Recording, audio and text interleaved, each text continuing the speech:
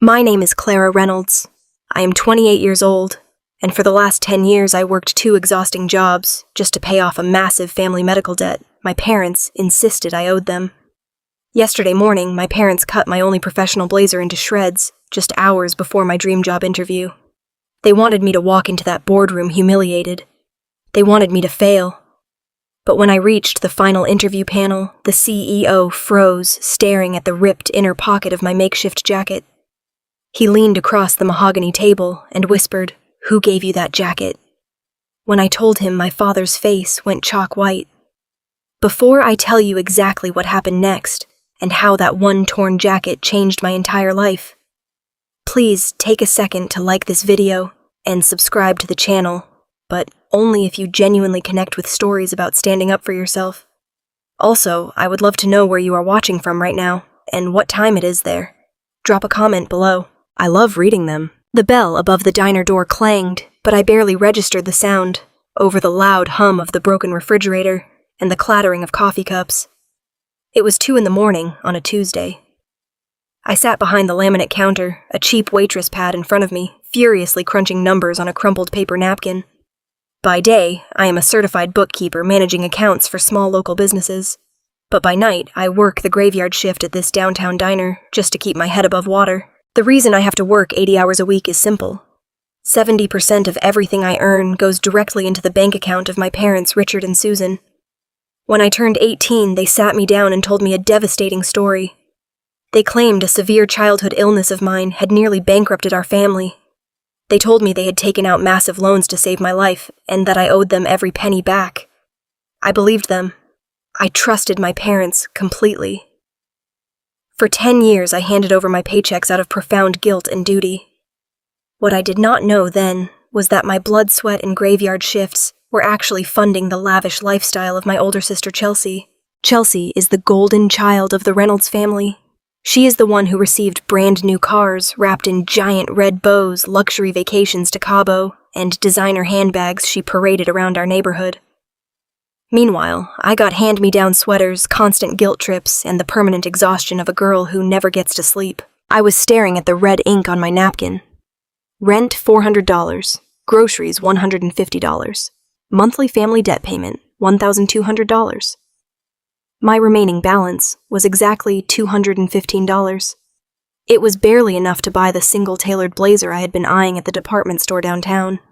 It was a structured navy blue jacket, the kind of clothing that made you look like you belonged in a room where important decisions were made. I needed it desperately. The greasy diner phone rang, jarring me out of my financial calculations. I picked up the heavy plastic receiver, expecting a late-night takeout order. Instead, it was my father. "Clara," he said, his voice carrying that familiar tone of impatient authority. "Chelsea's car transmission is shot. She needs $800 for the mechanic by morning. Transfer it to her account right now." I gripped the phone tightly. My hands were shaking, and for once it was not from the freezing draft of the diner's broken air conditioning. "Dad, I cannot do that," I said, my voice barely above a whisper. "I do not have $800 to spare. I just finished calculating my budget for the month." I heard a sharp, aggressive sigh on the other end of the line. "Do not play games with me today, Clara. I know you got paid from your bookkeeping firm yesterday afternoon. Send the money. Your sister has a very important weekend trip with her friends, and she cannot be stressed out about car troubles." I closed my eyes. The exhaustion in my bones felt like a physical weight pressing down on my chest. "I have been paying you over $1,000 every single month," I said, trying to keep the desperation out of my voice. "Dad, I am saving my remaining money for a reason. I finally landed a final round interview for a junior financial analyst position at Harrison Global. It is a massive corporate opportunity. I need my savings to buy a proper tailored blazer, so I look professional. I have been wearing the same frayed gray sweater to work for 3 straight years. I cannot walk into a high-level corporate boardroom looking like a diner waitress." A harsh, mocking laugh echoed through the receiver. It was a sound that made my stomach drop. "Harrison Global." Richard scoffed, the disdain practically dripping from his words. "Are you completely out of your mind? You are a waitress and a low-level number cruncher. You do not belong in a corporate boardroom, Clara. People like you do not get hired at firms like that. You will just embarrass yourself. And worse, you will embarrass this family." The words stung like a physical slap, but I forced my posture straight even though he could not see me. "I earned this interview, Dad. I passed 3 rigorous rounds of financial testing to get here. I am not sending Chelsea my savings for a road trip. I am buying that blazer." The silence that followed was suffocating. I could hear him breathing heavily, processing my rare moment of defiance. When my father finally spoke again, his voice was pure ice. "You have always been a selfish, terrible investment, Clara. We kept a roof over your head. We paid your medical bills. We sacrificed our entire lives for you. And this is how you repay us. By refusing to help your own sister when she is in desperate need. You are delusional if you think putting on a cheap department store suit will make you anything more than what you are. You owe this family." He slammed the phone down so hard the dial tone hummed in my ear, loud and aggressive. I slowly placed the receiver back on the hook. My vision blurred with hot tears, but I refused to let them fall. I looked down at my napkin, at the hard numbers that defined my suffocating life. My father's words echoed in my mind, calling me a terrible investment. But as I stared at the $215, I had managed to protect a tiny spark of rebellion finally ignited in my chest. I was going to buy that blazer. I was going to go to that interview. And I was going to prove him wrong. The rain started coming down in heavy sheets right after I hung up the phone with my father. It was the kind of sudden, violent downpour that turns city streets into dark mirrors and drowns out every other sound in the neighborhood. I took a deep breath, trying to push down the lingering sting of his cruel words, and went back to wiping down the sticky laminated counters. The diner was completely empty, smelling faintly of old grease and stale coffee. Just as I reached the end of the counter, the front door of the diner violently swung open. The heavy glass hit the security stopper with a sharp, echoing crack. A young man stumbled inside. He looked completely out of place for our rundown district at 2 a.m. He was drenched to the bone, his dark hair plastered flat against his forehead, and he was shivering uncontrollably. He wore a crisp white button-down shirt that was now soaked and torn at the shoulder, along with a pair of dark, tailored slacks that had clearly seen better days. He kept looking back over his shoulder through the rain-streaked glass, his eyes wide with a frantic, hunted energy. He was not a regular customer, and he was certainly not looking for a late-night meal. He was running from something, or someone. I did not hesitate. Working the night shift for so many years teaches you how to read people very quickly. He did not look dangerous. He looked utterly terrified and exhausted. I stepped out from behind the counter and walked quickly toward him. I pointed to the darkest, most secluded booth in the far back corner of the diner, a spot hidden entirely from the street view by a large wooden partition. "Go sit down over there," I told him, keeping my voice low and steady to avoid startling him further. "Keep your head down. I will bring you something warm to drink." He nodded blindly, seemingly too exhausted to even speak, and practically dragged himself to the safety of the booth. I walked back to the service station, grabbed a heavy ceramic mug, and poured it full of our strongest black coffee. I also reached beneath the main register and pulled out the diner's battered first aid kit. When I slipped into the booth across from him, I saw that the jagged tear on his shirt revealed a nasty bleeding scrape along his forearm. He flinched slightly as I set the steaming coffee down on the table. He wrapped his shaking hands around the warm mug like it was his only physical lifeline. I opened the plastic kit and pulled out an antiseptic wipe. "Give me your arm," I said softly. He hesitated for a brief second, then slowly extended his injured hand across the table. As I carefully cleaned the scrape, we sat in a heavy, shared silence. I did not ask who he was running from or what had happened out there in the storm. Sometimes people just need a safe, quiet place to breathe without having to explain their trauma to a stranger. The people he was fleeing from felt elite wealthy and deeply toxic. You could tell just by the sharp cut of his ruined clothes and the defeated slump of his shoulders. He looked exactly like someone who had just miraculously escaped a gilded cage. "Thank you," he finally whispered, his voice hoarse and rough. "I am Liam." I smiled kindly, tossing the used wipe into a napkin. "I am Clara. Try to drink some of that coffee, Liam. It will help calm your nerves and settle the shock." He took a slow, tentative sip, his eyes finally losing some of their frantic, hunted edge. As he set the heavy mug down, his gaze drifted to the edge of the table, where I had left my personal belongings. My heavy corporate finance textbooks were stacked neatly next to my crumpled budget napkin. A faint, genuine smile touched his lips. Corporate valuation and market risk, he read aloud, reading the thick spine of my largest book. That is pretty heavy reading for a graveyard diner shift. I felt a sudden flush of embarrassment and reached over to pull the books closer to me. I am studying for an interview, I explained, feeling surprisingly vulnerable. A junior financial analyst position. It is a massive long shot, but I have to try. Liam looked at me with a startling intensity. His eyes were incredibly sharp, piercing right through my faded waitress uniform and my visible exhaustion. You do not look like someone taking a long shot, Clara. You look like someone who already knows the math far better than the people running the firm.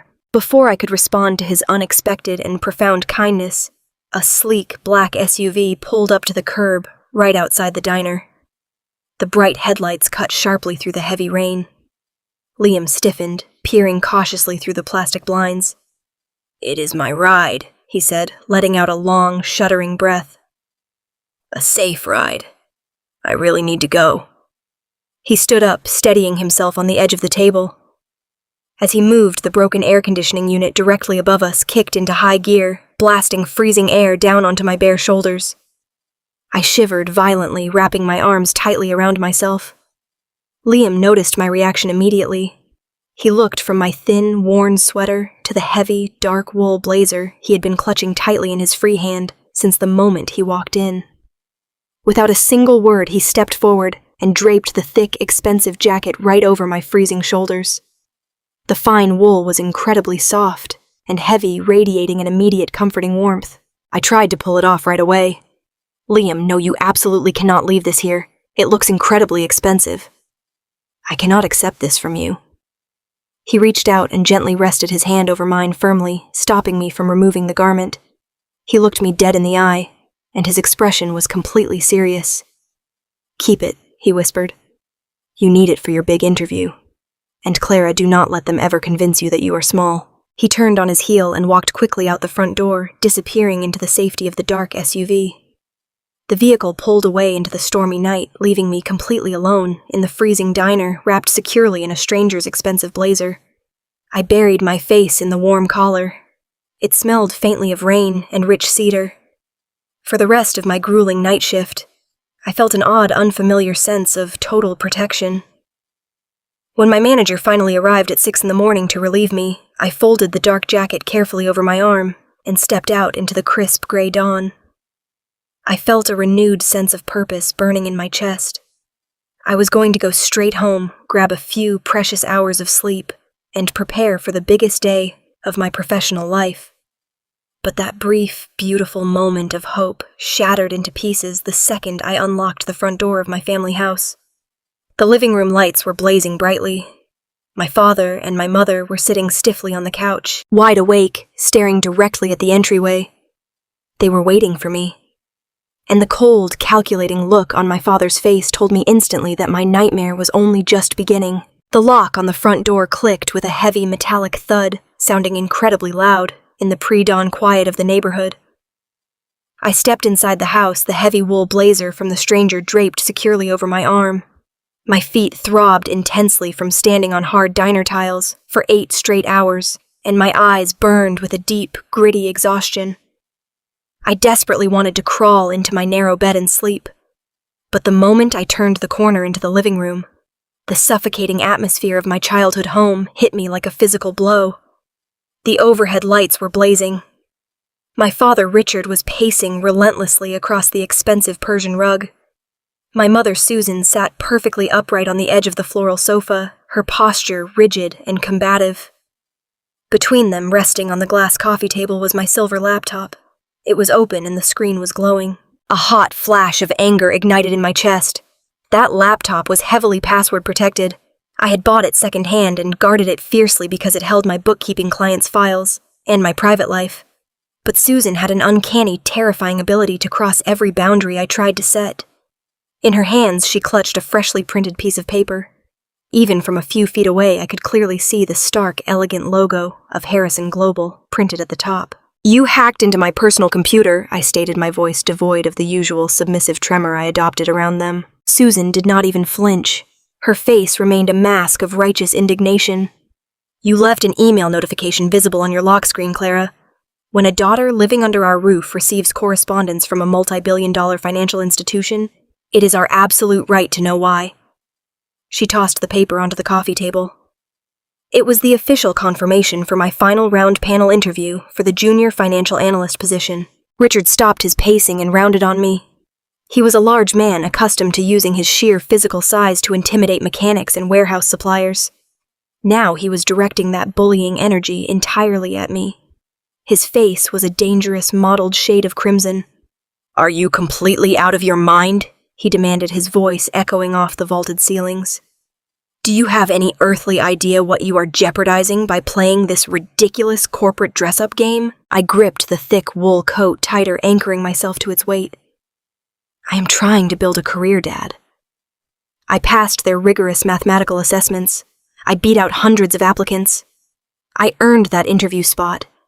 "You earned absolutely nothing," he spat back, taking a heavy step toward me.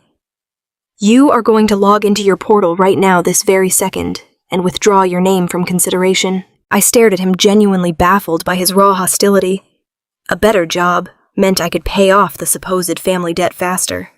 It made no logical sense for them to stop me. Why, I asked.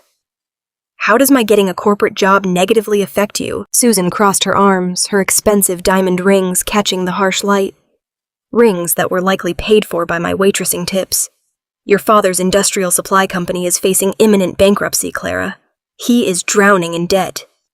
But this Friday, the exact same day as your little fantasy interview, he has a do-or-die vendor pitch scheduled with the executive procurement team at Harrison Global.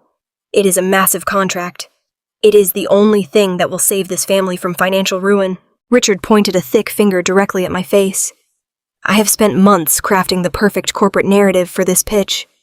I am selling the Reynolds family as an elite, highly polished legacy brand.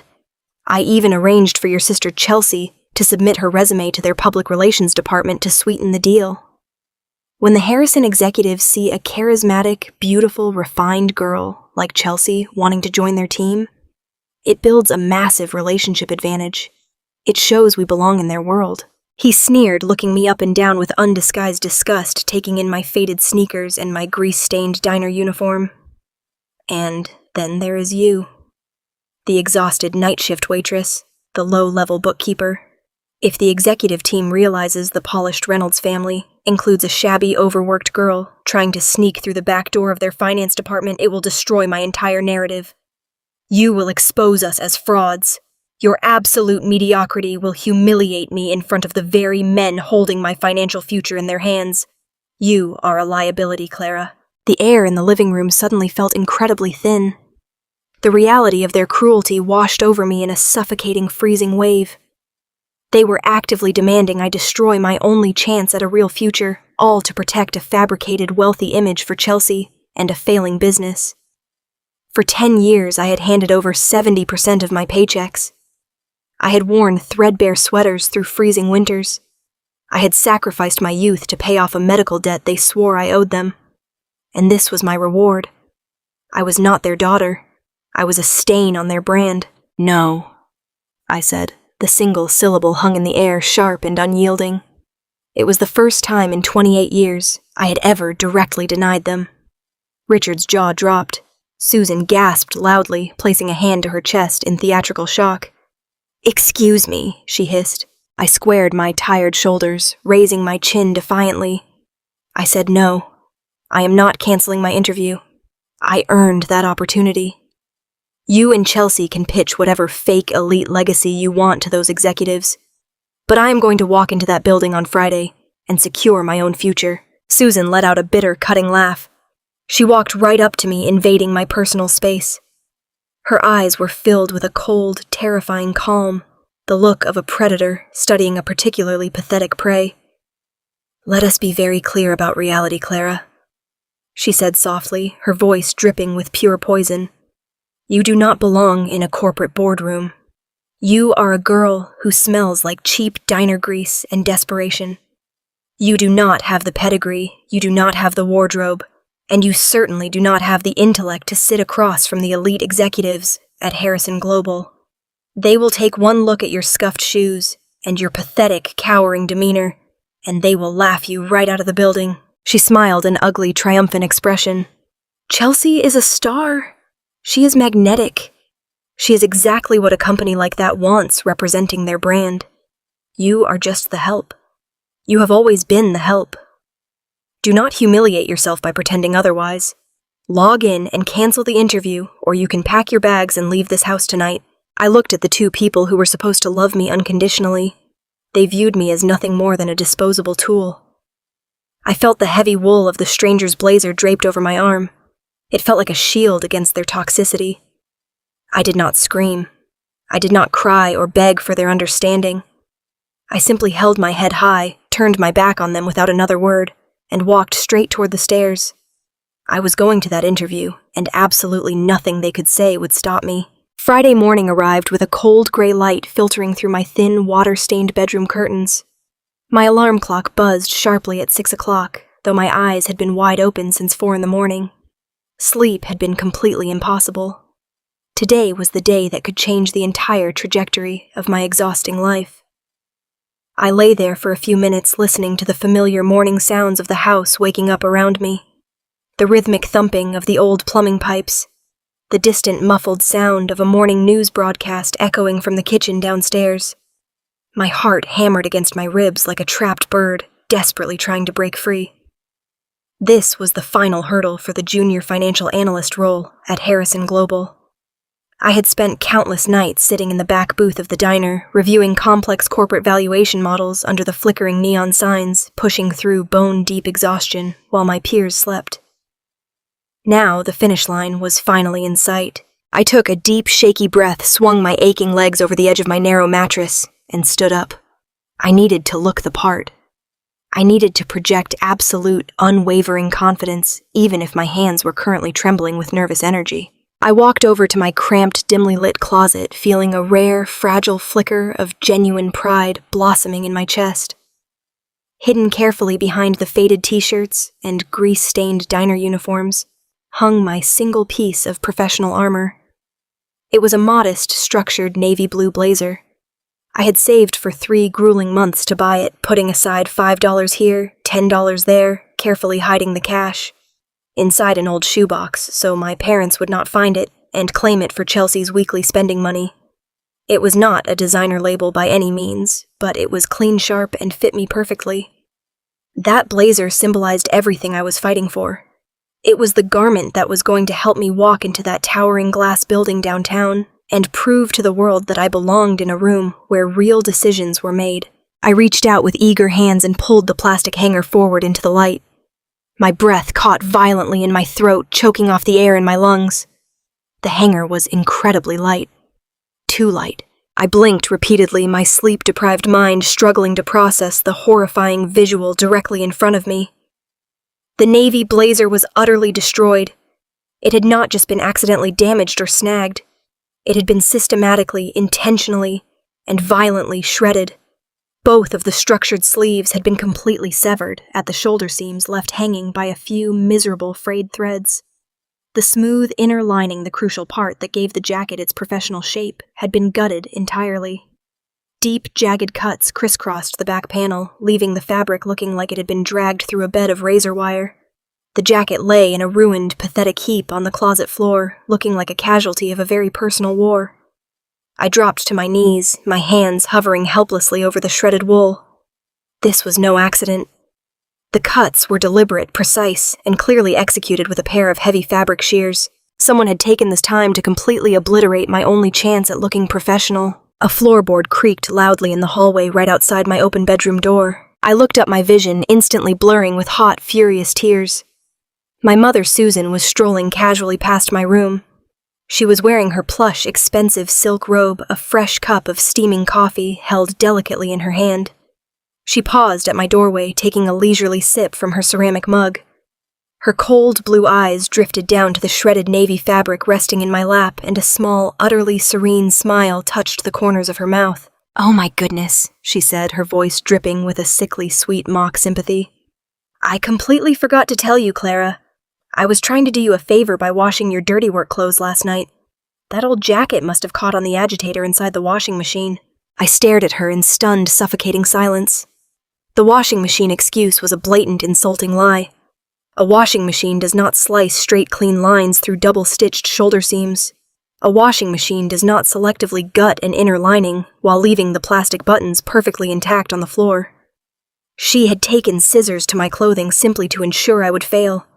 She wanted me to walk into that corporate lobby looking exactly like the exhausted, defeated waitress she believed me to be. "It is such a shame," Susan continued, taking another Juul sip of her coffee, completely unbothered by the devastation painted across my face. "I guess you really cannot go to that fancy corporate interview after all. You certainly cannot walk into Harrison Global looking like a homeless vagrant wandering off the street. They would have their security guards throw you out before you even reached the marble reception desk." She turned away, already bored with the destruction she had caused. "Since your schedule is suddenly free today," she called over her shoulder as she walked down the hall, her voice echoing lightly, "you can start by scrubbing the kitchen floor.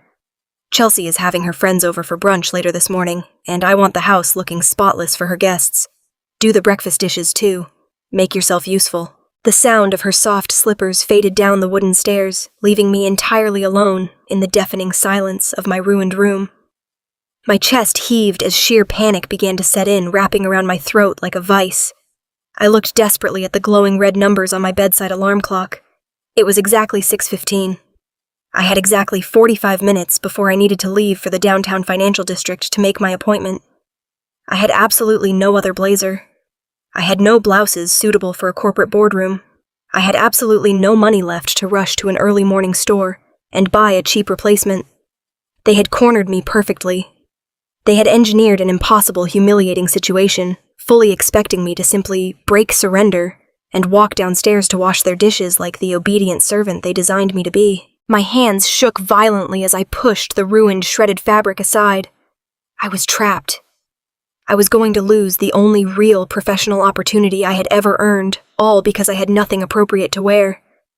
But as I blindly pushed the remaining faded clothes aside in my cramped closet, a heavy, dark shadow caught my eye in the far back corner. I slowly reached my trembling hand out, my fingers brushing against thick, incredibly soft, expensive wool. It was the oversized men's blazer. The jacket the terrified stranger from the diner had draped over my freezing shoulders just 3 days ago. The glowing red numbers on my digital alarm clock flashed 6:20. I had exactly 25 minutes before I needed to walk out the front door to catch the downtown bus to the financial district. Panic fluttered in my chest like a trapped bird, but I forced myself to breathe deeply. I turned to my closet and reached into the dark corner. I pulled out the heavy wool blazer. The terrified stranger from the diner had draped it over my freezing shoulders to keep me warm. Today, it was going to be my armor. I held the massive jacket up against my body. It was designed for a tall man with broad shoulders. The sleeves completely swallowed my hands, and the hem fell well past my thighs. Under any normal circumstances, wearing this to a corporate job interview would be absolutely comical. But 10 years of stretching every single dollar and making do with nothing had taught me how to adapt. I dropped to my knees and pulled my battered plastic sewing kit from beneath my bed. I stripped off my ruined navy jacket, kicking the shredded fabric away, and slipped my arms into the stranger's dark wool. The material felt incredibly expensive against my skin, heavier and softer than anything I had ever worn in my life.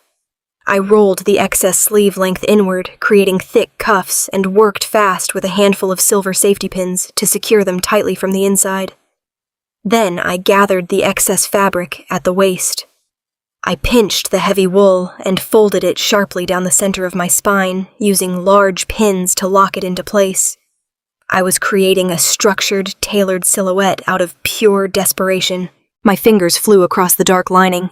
I was running entirely on adrenaline. I reached inside the left breast pocket to secure one final fold near the lapel. Suddenly, the sharp needle of my safety pin snagged against a thick piece of silken thread.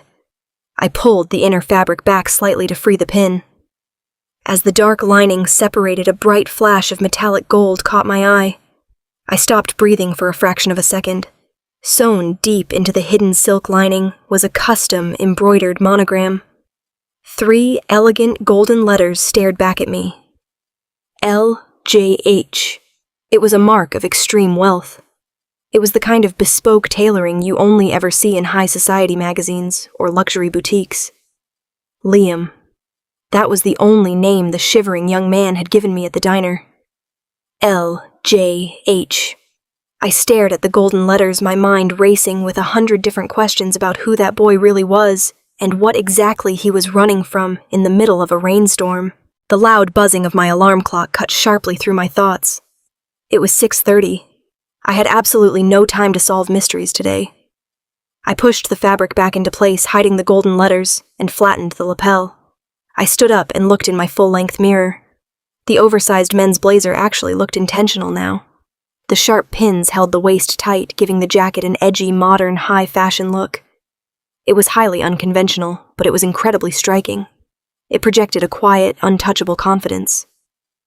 I grabbed my worn leather portfolio, took one last deep breath to calm my racing heart, and walked out of my bedroom. I descended the wooden staircase with a steady, measured pace. I could hear their voices before I even reached the bottom landing. My family was still gathered in the living room. My sister Chelsea had come downstairs and joined them. She was sitting lazily on the floral sofa next to my mother, painting her fingernails, a bright cherry red, while Susan filed her own nails. Richard was leaning against the brick fireplace mantel, sipping his morning coffee, with a look of absolute triumph plastered across his face. They were waiting for me to come down in utter defeat. They fully expected me to walk into the kitchen, pick up a sponge, and start scrubbing the floor just like they had commanded. I stepped into the archway of the living room. Chelsea looked up first. The bored, arrogant expression completely vanished from her face. Her jaw actually dropped open as she took in my appearance. Susan stopped filing her nails, her eyes widening in pure shock. Richard lowered his coffee mug very slowly. He stared at the dark, heavy wool blazer hugging my shoulders. For a long, tense moment, nobody said a single word. They had maliciously destroyed my only professional outfit, and yet here I stood looking more formidable and polished than I ever had in my entire life. Richard was the first to recover from the surprise. His initial shock quickly twisted into an ugly, mocking sneer.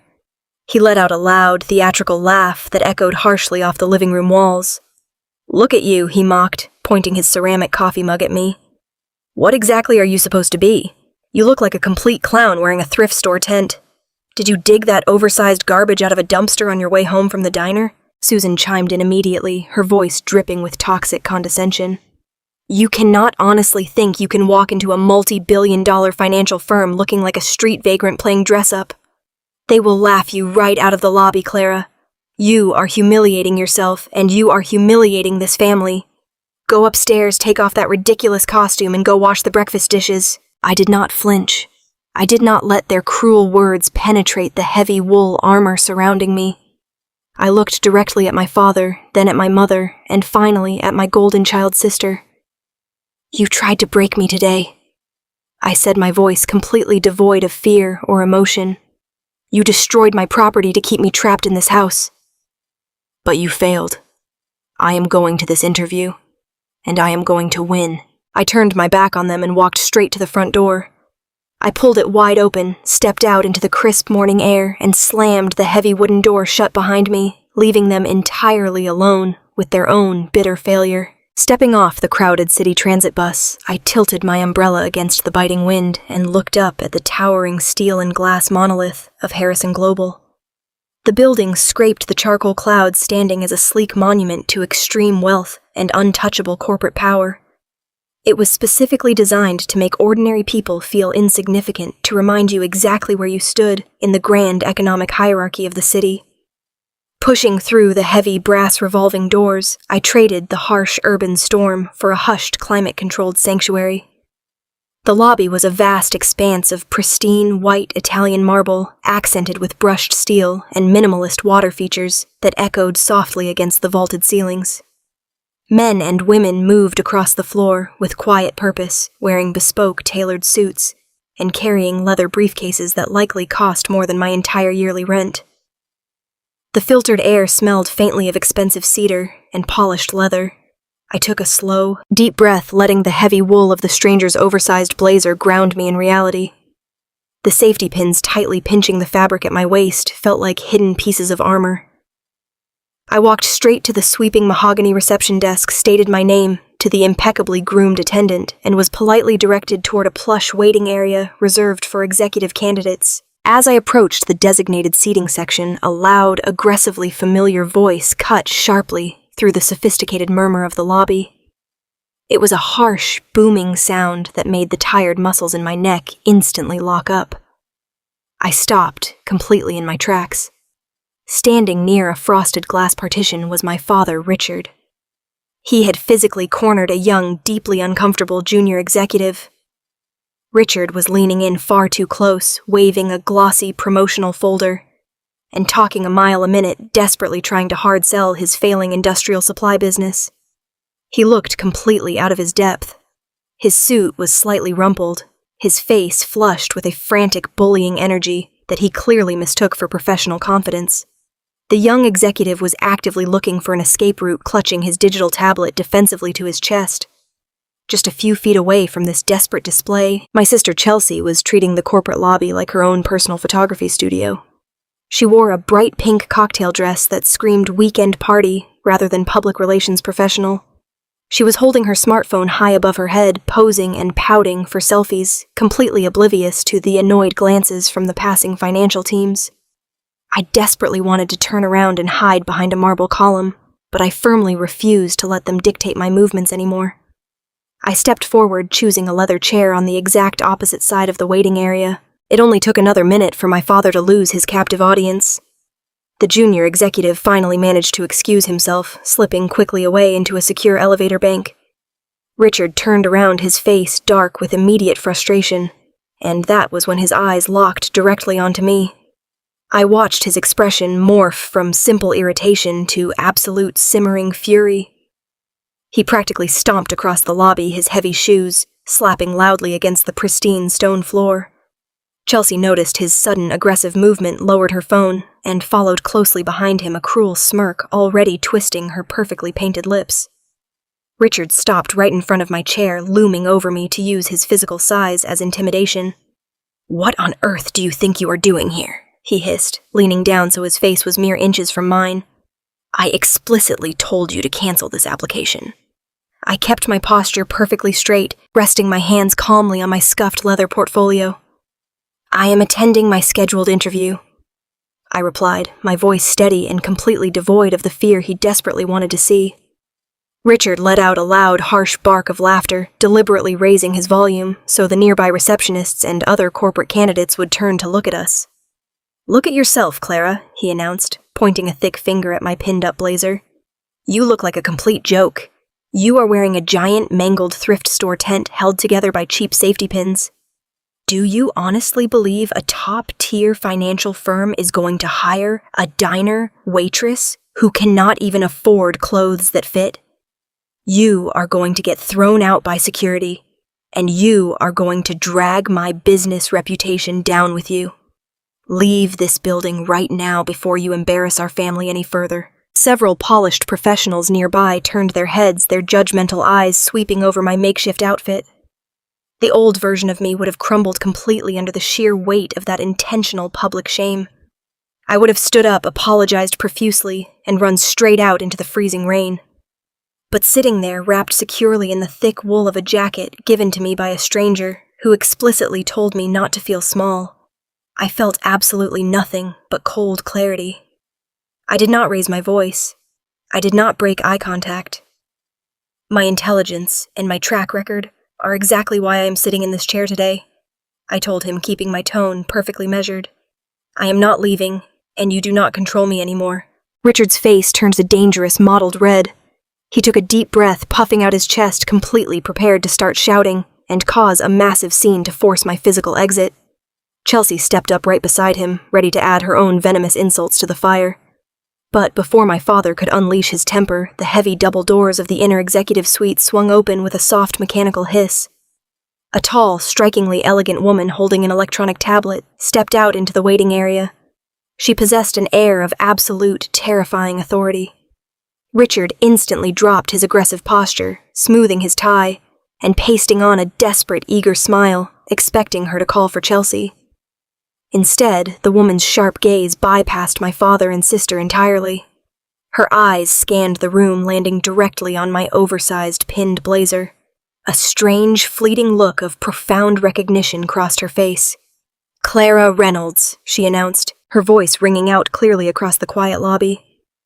"The executive board is ready for you now. Please come with me for your final panel." The heavy double doors of the executive boardroom closed behind me with a soft, airtight ceiling sound that completely shut out the chaotic noise of the lobby. I stood at the edge of a massive room, bathed in natural light from wall-to-wall glass windows. A long, polished mahogany table dominated the center of the space, gleaming under modern ambient lighting. 3 senior executives sat on the far side, their posture rigid, their tailored suits immaculate and intimidating. I could instantly feel the heavy weight of their collective gaze landing directly on my makeshift outfit. The oversized men's blazer, hastily tailored with hidden safety pins to fit my waist, was an undeniable glaring anomaly in this pristine temple of high finance.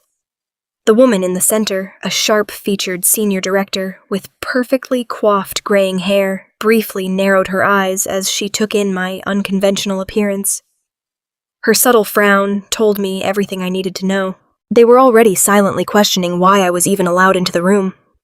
I did not offer any apologies or awkward explanations for my clothing. I simply walked forward with my head held high, pulled out the heavy leather chair across from them, and took my seat. My hands rested calmly on the cool wood of the table. Inside, my heart was racing like a wild animal, but years of hiding my true emotions in a toxic, volatile household had taught me how to wear an absolute, impenetrable mask. The questioning began immediately, and the pace was absolutely relentless.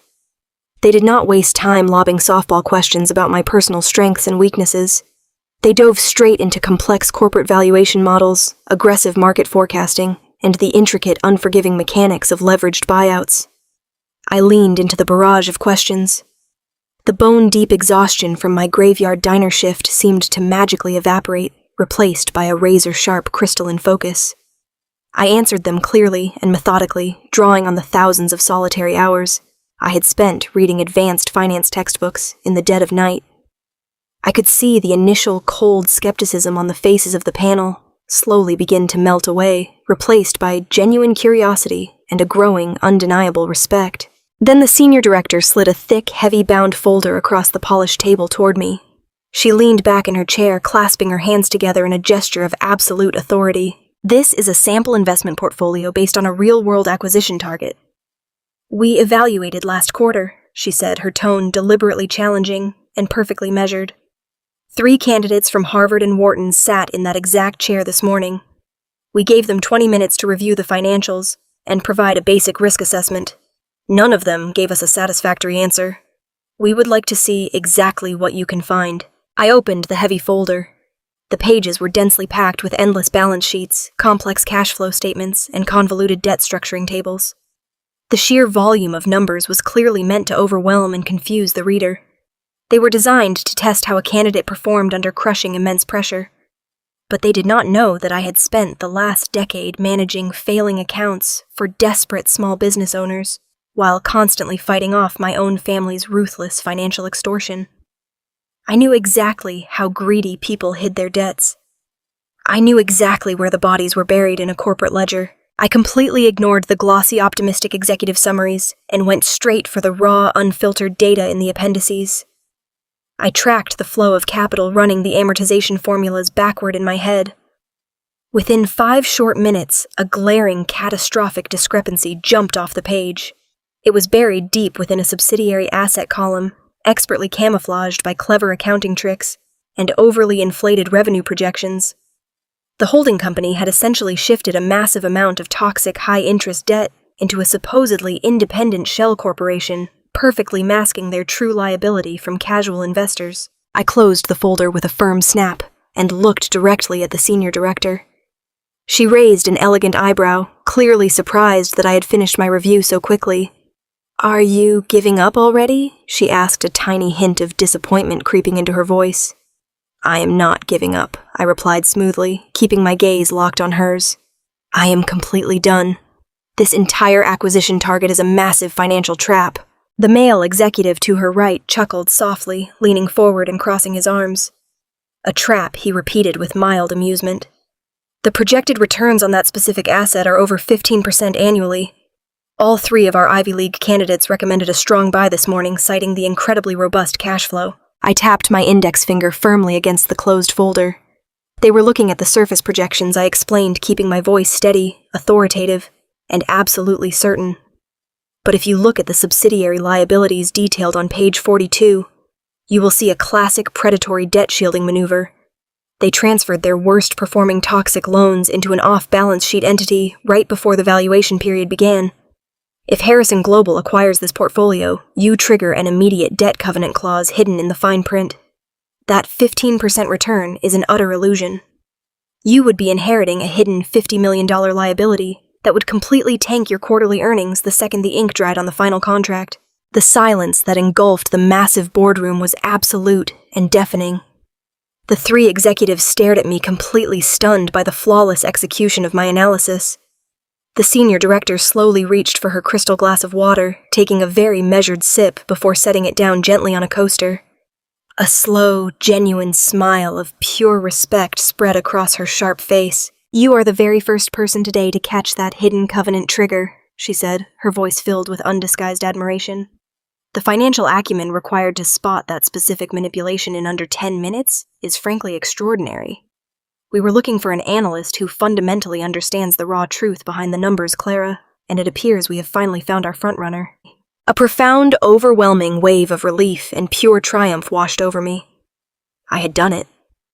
Despite the devastating, cruel sabotage by my parents, despite the shredded clothes, and the total lack of sleep, my sheer, undeniable competence had won them over. Just as the panel members began nodding to each other in unanimous agreement, the heavy mahogany doors at the very back of the boardroom suddenly swung wide open.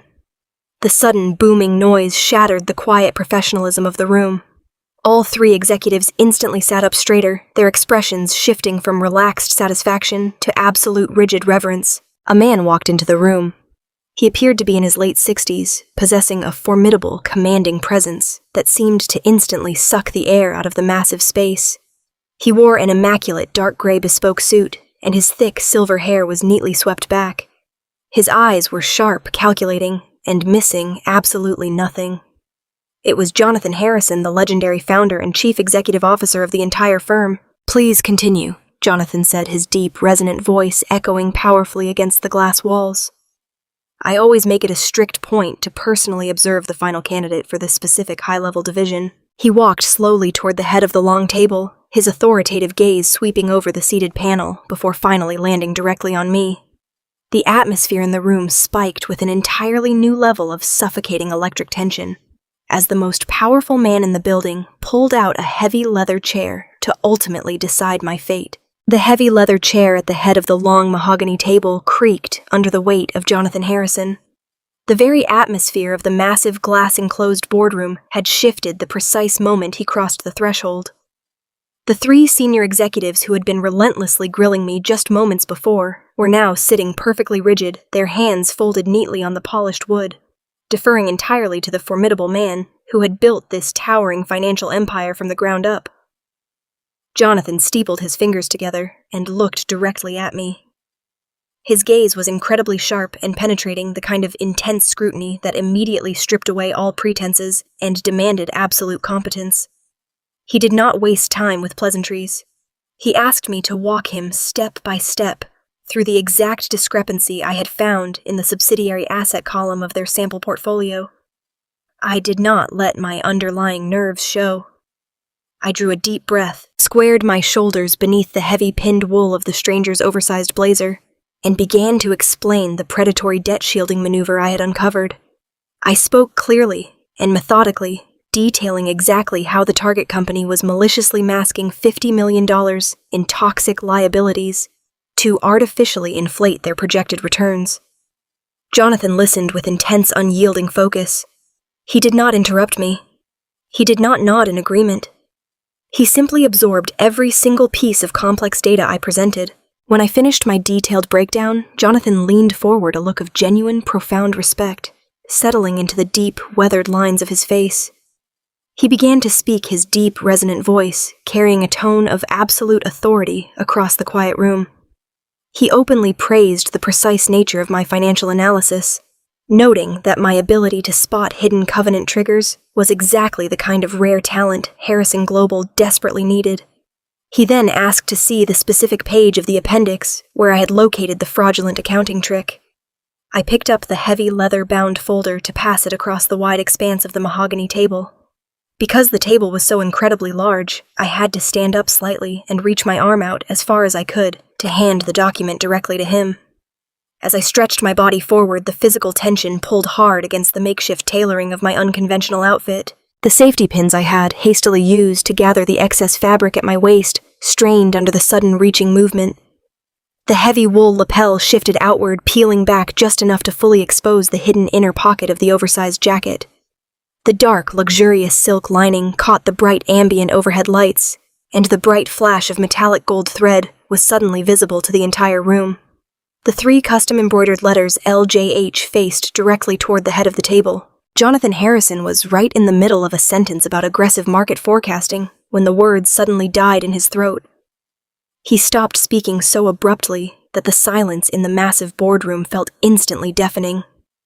The 3 senior executives exchanged nervous, highly confused glances, completely unsure why their powerful chief executive officer had suddenly frozen like a stone statue.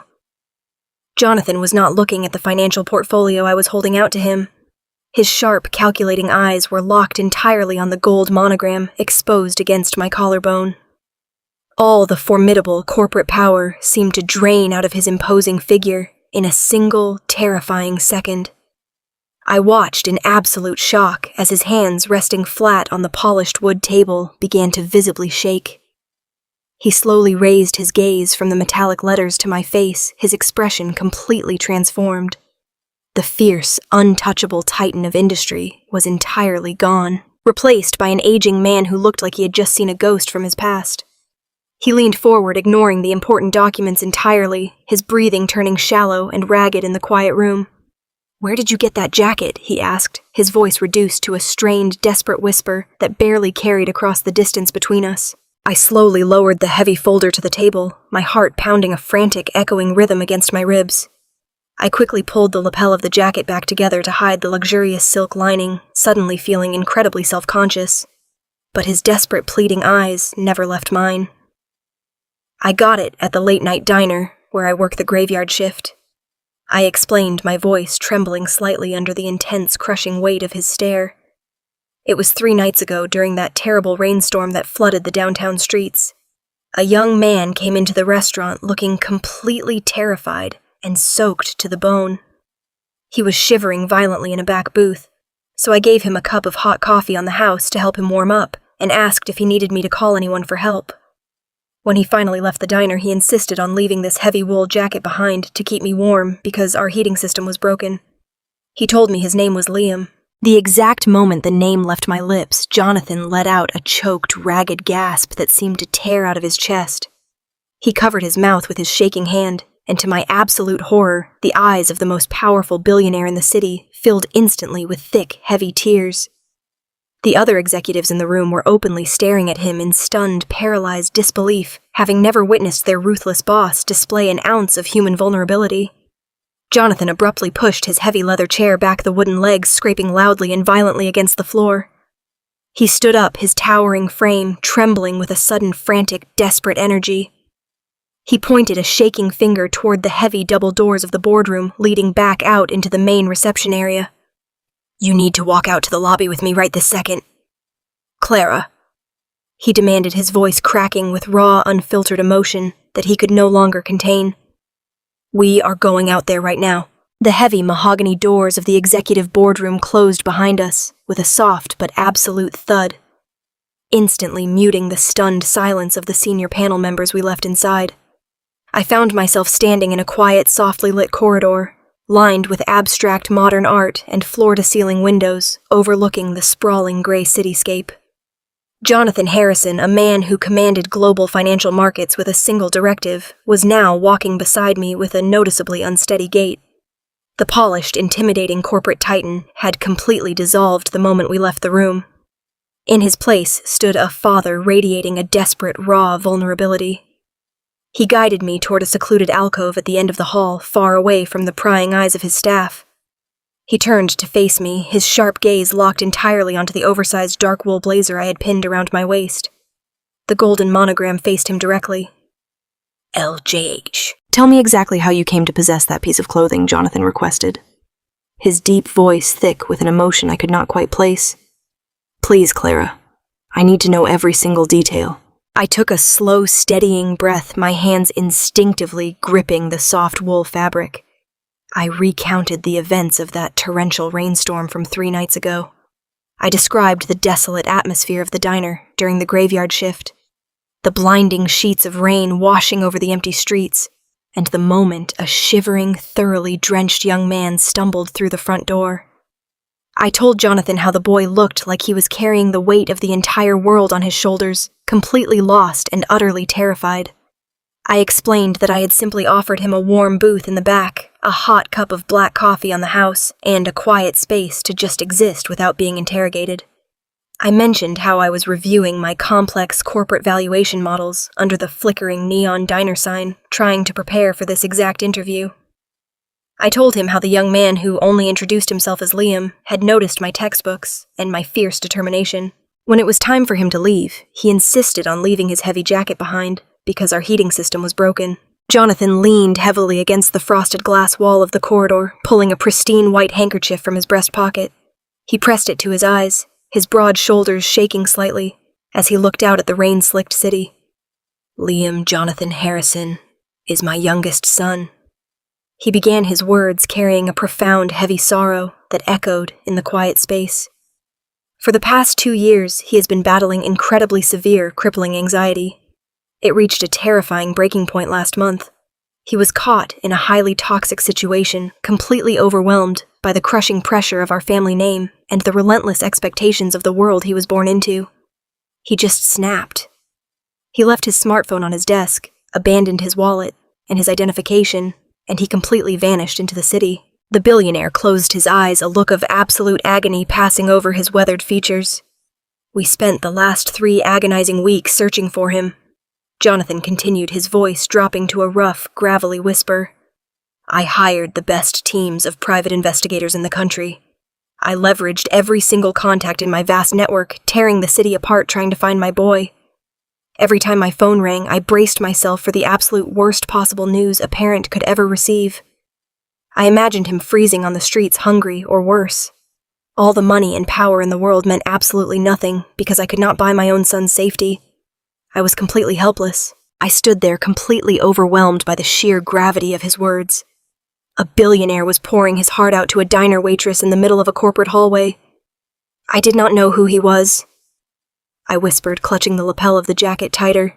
He just looked so incredibly lost. I know exactly what it feels like to be completely lost and entirely alone in the world. I only wanted to offer him a brief moment of comfort. Jonathan took a step closer, placing a warm, fatherly hand gently over my own trembling fingers. But then he said, looking back at me with a reverence that made my chest physically ache. The very next morning after that terrible rainstorm, my private line rang. It was Liam. He was calling me from a coin-operated payphone near the transit station. He told me he was ready to come home. He told me he was finally ready to get professional help. He checked himself into a highly specialized private recovery center that exact same afternoon. He is safe now, Clara. My boy is safe, and he is finally healing. You did not just give him a cup of coffee, Jonathan insisted, his eyes bright with unshed tears. You gave him a moment of pure, unconditional humanity when he was at the absolute lowest point of his entire existence. You provided a safe harbor in the middle of a literal and figurative storm. When Liam called me, he specifically talked about you. He talked about the incredibly kind girl at the diner who was studying high-level finance at 2 a.m.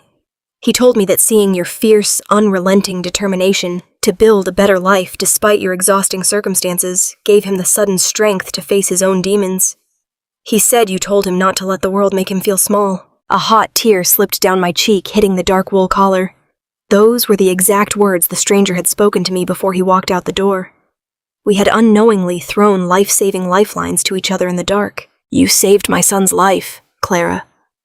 Jonathan said, taking a deep, shuddering breath to compose himself. "You brought my boy back to me, and when he told me about the brilliant finance student working the graveyard shift to achieve her dreams, I immediately made a mental note to look out for your name in our applicant tracking system. I just never imagined you would walk into my boardroom wearing his jacket, proving your unparalleled brilliance to my executive team." Jonathan pulled his hand back and adjusted his posture.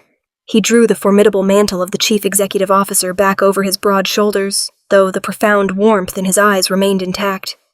His expression shifted, hardening into the ruthless, calculating edge of a man fiercely protective of his own. Now Jonathan said, his voice echoing with absolute authority as he looked toward the heavy double doors leading out to the main reception area. "I understand there is a man in my lobby currently claiming to be your father. A man who was actively trying to publicly humiliate the very woman who saved my family. Let us go out there and have a little chat with him." The walk back through the executive corridors felt entirely different than my arrival. I was no longer the frightened, exhausted diner waitress, carrying the crushing weight of a toxic family and their endless financial abuse. I was walking shoulder to shoulder with Jonathan Harrison, a billionaire titan who had just looked at me not with pity, but with profound gratitude and immense respect. His long strides carried a dangerous, quiet momentum as we approached the heavy mahogany doors leading back to the main reception area. The elegant assistant followed closely behind us, her electronic tablet ready in her hand. When the grand double doors swung open, the bustling noise of the corporate cathedral spilled in, but Jonathan's imposing presence immediately caused a ripple of hushed silence to spread across the polished marble floor. I spotted my father instantly. Richard was pacing aggressively near the security turnstiles, his face still flushed with unresolved anger and petty frustration. Chelsea was standing nearby, vigorously typing on her smartphone, likely complaining to our mother about my sheer audacity to show up. The exact moment Richard looked up and recognized the legendary founder of Harrison Global, walking directly toward the lobby, his entire demeanor completely shifted. The toxic, bullying rage evaporated instantly, replaced by a sickeningly desperate, fawning ambition. He forcefully grabbed Chelsea by the wrist, yanking her forward, and aggressively shoved his way past a protesting security guard to intercept our path. "Mr. Harrison," Richard practically shouted, his voice cracking with eager desperation as he extended a sweaty, trembling hand. "What an absolute honor. I am Richard Reynolds, president of Reynolds Industrial Supply. I have a scheduled vendor presentation with your procurement executives today, and I wanted to personally introduce my highly talented daughter, Chelsea, who is extremely interested in your public relations department." Jonathan did not take the extended hand. He simply stopped walking and stared at my father with an expression of such absolute freezing contempt that the air temperature in the lobby seemed to physically plummet. Richard, completely misreading the billionaire's stony silence, wildly assumed Jonathan was upset by my presence walking beside him. He quickly pointed a dismissive, mocking finger directly at my chest, letting out a loud, nervous chuckle that grated against the quiet room. "I deeply apologize for this highly unfortunate intrusion," Sir Richard said, his voice carrying clearly across the quieted reception area for everyone to hear. "This delinquent, embarrassingly dressed young woman is unfortunately my other daughter, Clara. She has always been a bitter disappointment to us, struggling with severe mental instability and a complete lack of professional decorum. I assure you we tried to stop her from coming here and wasting your valuable time today in that ridiculous oversized thrift store costume. Please do not let her pathetic behavior reflect poorly on the pristine Reynolds family legacy." The heavy silence that followed his words was thick enough to choke on. Dozens of highly paid professionals had stopped in their tracks, turning around to witness the bizarre spectacle. Chelsea stood tall, fluffing her perfectly styled hair and flashing a brilliant manufactured smile, fully expecting to be swept into the executive suite, while I was dragged out by security guards. Jonathan Harrison slowly lowered his gaze from my father's desperate, sweating face to the cheap, wrinkled suit he was wearing. When the billionaire finally spoke, his deep, resonant voice echoed off the vaulted glass ceilings with the concussive force of a thunderclap. "You dare stand in my lobby and insult the clothing on this young woman's back?" Jonathan demanded, his tone dripping with a lethal, icy precision. Every single person in the vicinity froze completely. Richard's manufactured smile faltered, his extended hand awkwardly dropping to his side. "Sir, I just meant to explain that she does not belong in a place like this." Richard stammered, wiping a bead of sweat from his forehead. "What you call a ridiculous costume is a custom-tailored bespoke jacket belonging to my youngest son Jonathan," announced, his voice vibrating with protective, righteous fury. "3 nights ago, while you were clearly busy failing to teach your family basic human decency, this remarkable young woman found my son wandering the streets during a torrential storm. He was suffering a severe medical crisis. Clara gave him shelter, fed him, and treated him with the profound compassion that eventually saved his life. She is wearing his jacket today because she is a woman of exceptional character and unmatched resilience, and it is an honorable token of a life-saving act." Richard's jaw went utterly slack. The blood completely vanished from his face, leaving him a sickly, chalky white. Chelsea's smartphone slipped from her hand, clattering loudly against the marble floor, but she did not even bend down to retrieve it. They stared at me in absolute horrified disbelief as the reality of my relationship with the billionaire began to violently crush their carefully constructed delusions. Jonathan did not give them a single second to recover. He turned sharply to his elegant assistant, who was already tapping rapidly on her glowing screen. "Cancel. Richard Reynolds' vendor pitch immediately," Jonathan ordered, refusing to even look at my father again. "Remove them from our corporate registry flag, their accounts, and ensure they never step foot inside this building ever again. Harrison Global does not do business with men who sabotage their own blood. Security, please escort these 2 individuals off my property immediately." 2 large uniformed guards immediately flanked my father and sister. Richard opened his mouth, desperately gasping for air, but absolutely no sound came out. His entire world, his failing business, his fake prestige was completely disintegrating right in front of him. As the guards firmly grasped their arms and began marching them toward the revolving glass doors, Jonathan turned his back on them and looked directly at me. The harsh anger in his eyes vanished entirely, replaced by a warm, radiant, professional respect. "Clara, based on the flawless, extraordinary analytical skills you demonstrated in the boardroom today, I am completely bypassing the junior level," Jonathan stated loudly enough for the remaining crowd to hear. "I am officially offering you the position of lead financial analyst, effective immediately with a full executive compensation package." A wave of polite, highly respectful applause actually rippled through the lobby from the observing corporate staff. My knees felt incredibly weak, and tears of pure, unadulterated shock and joy pricked my tired eyes. Before I could even stammer out my profound gratitude, Jonathan stepped closer. He leaned his tall frame down, lowering his voice so that only I could hear his next words over the ambient noise of the massive room. "If he treats you like this, I strongly suggest you use your new access here to audit the vendor applications he submitted," he whispered quietly, his sharp eyes glinting with a dangerous, calculating light. "You might find out exactly why he is so desperate." The transition from smelling like stale frying oil to breathing in the crisp, filtered air of a corner corporate office was nothing short of surreal. On my very first Monday morning as the lead financial analyst at Harrison Global, I walked through those towering glass doors, not as an unwanted intruder, but as a highly valued asset. My new workspace was a massive light-filled corner suite overlooking the bustling downtown financial district. Instead of carrying heavy trays of burnt toast and lukewarm coffee to ungrateful customers, I was handed a sleek silver laptop and a stack of highly classified investment portfolios. The sheer quiet of my new office was almost deafening compared to the constant yelling and clattering dishes I had endured for the past 10 years. Nobody was demanding that I scrub a floor. Nobody was screaming that I was a useless burden. For the very first time in my entire existence, I was being paid exclusively for the power of my mind. The executive team wasted absolutely no time integrating me into their highest level projects. They treated me with a profound professional reverence that felt completely foreign to my system. During my first strategy meeting on Wednesday afternoon, I sat at the center of the mahogany boardroom table, surrounded by seasoned vice presidents and Ivy League graduates. When I pointed out a subtle but dangerous flaw in a proposed tech merger, they did not dismiss me or roll their eyes. They listened intently. They took copious notes.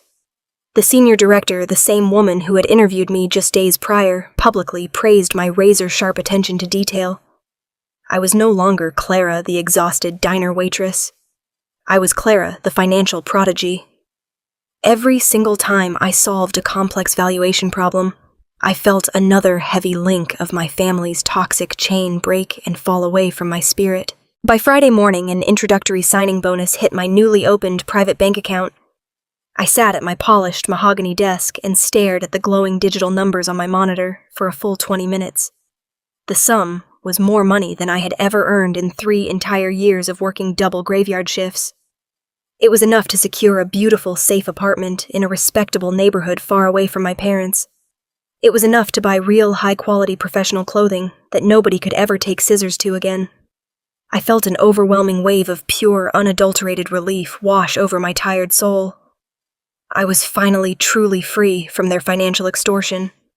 I would never again have to hand over my hard-earned wages to fund Chelsea's luxury shopping sprees, or plug the endless gaping holes in my father's supposed business expenses. But despite the immense joy of my new reality, a dark lingering shadow hovered over my triumph. Every time the office grew quiet, the exact words Jonathan Harrison had whispered to me in the lobby echoed relentlessly in the back of my mind. If he treats you like this, I strongly suggest you use your new access here to audit the vendor applications he submitted. You might find out exactly why he is so desperate. My father was a cruel, manipulative bully, but he was also a highly calculating opportunist. His aggressive, frantic behavior in the lobby had gone far beyond his usual narcissistic posturing. It reeked of absolute blind panic. He had looked at the junior executive like a drowning man staring at a life raft. I needed to know exactly what kind of water he was drowning in. Late Friday evening, long after the rest of the executive floor had emptied out for the weekend, I remained seated at my desk. The city lights began to twinkle outside my massive window, casting long shadows across the plush carpet.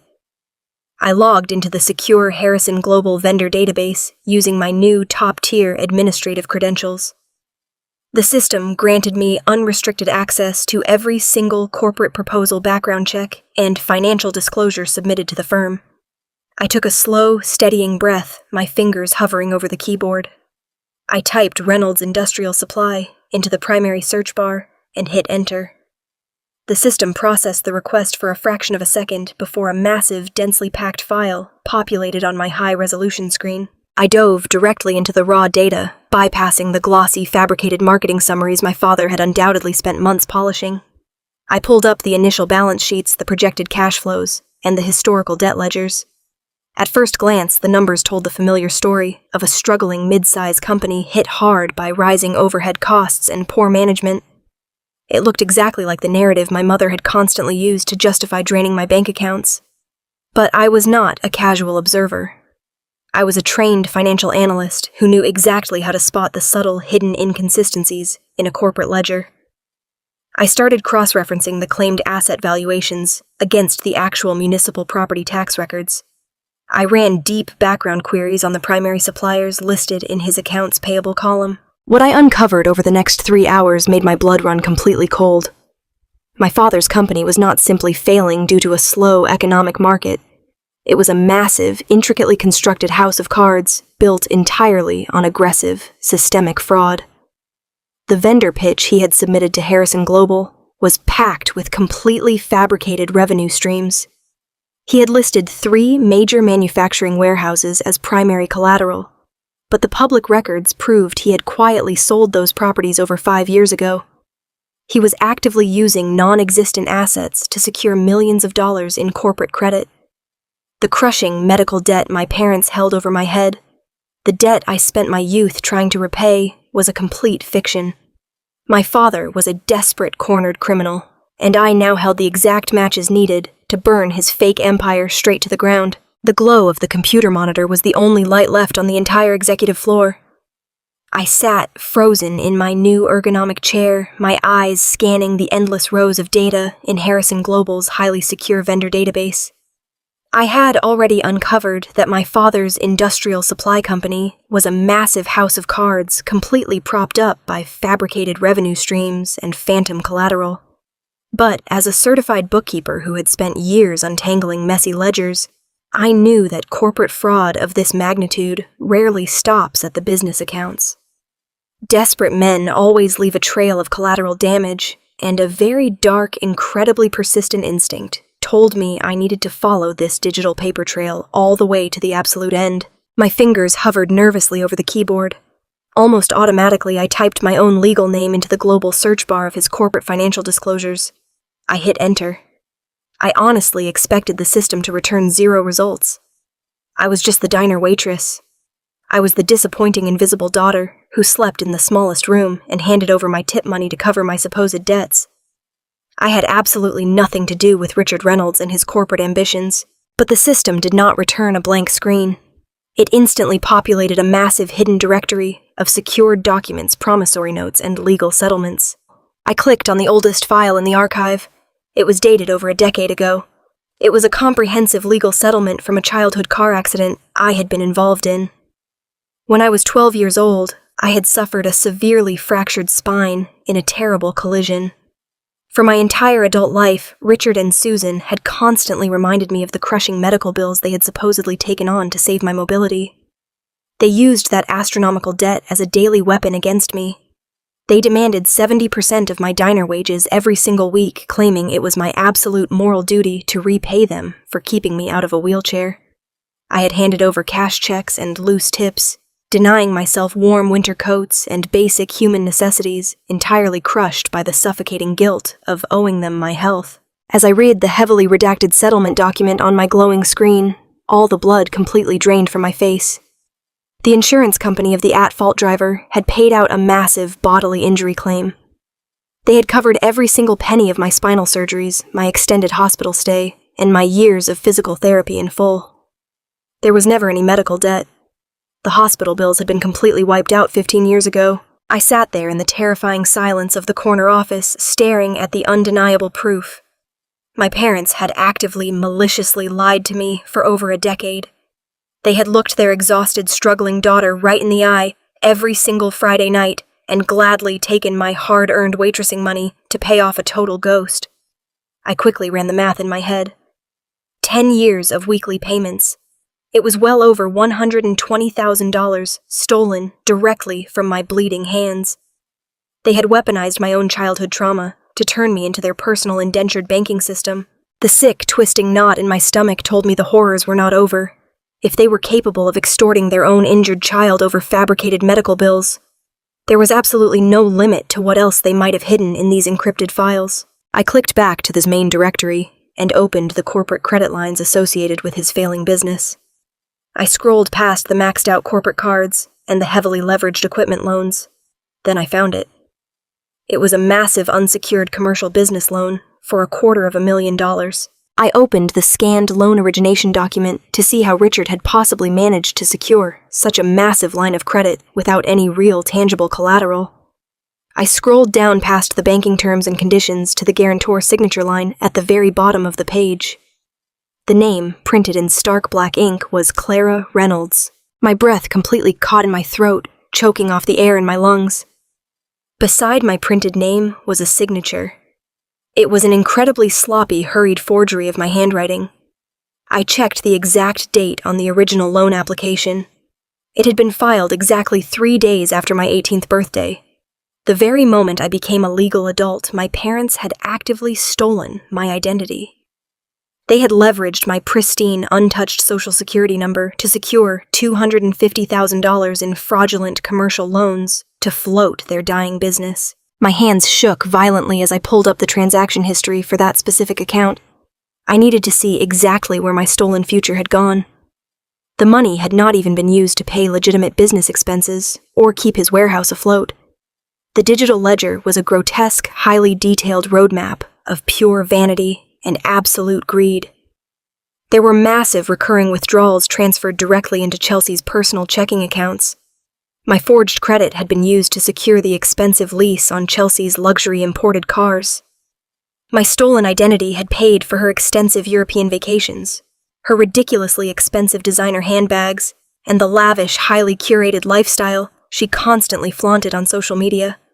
While I was scrubbing hardened grease off diner griddles at 3 a.m, terrified of missing a payment on my fake medical debt, Chelsea was drinking expensive champagne in Paris on my stolen dime. My parents had completely and utterly destroyed my credit behind my back. They had anchored $250,000 of toxic defaulting debt around my neck before my adult life had even truly begun. If this loan finally defaulted, the aggressive banking institutions would not go after Richard. They would come directly for me. My wages would be heavily garnished. My new corporate career would be instantly ruined by a massive financial scandal. They had not just neglected me as a daughter, they had actively committed severe federal fraud to systematically enslave me and protect their golden child from the harsh realities of the world. I sat back in my plush leather chair and looked out over the glittering city skyline. The sheer magnitude of their betrayal was so massive, so incredibly profound, that it pushed right past the boundaries of simple grief and landed squarely in the realm of cold, absolute clarity.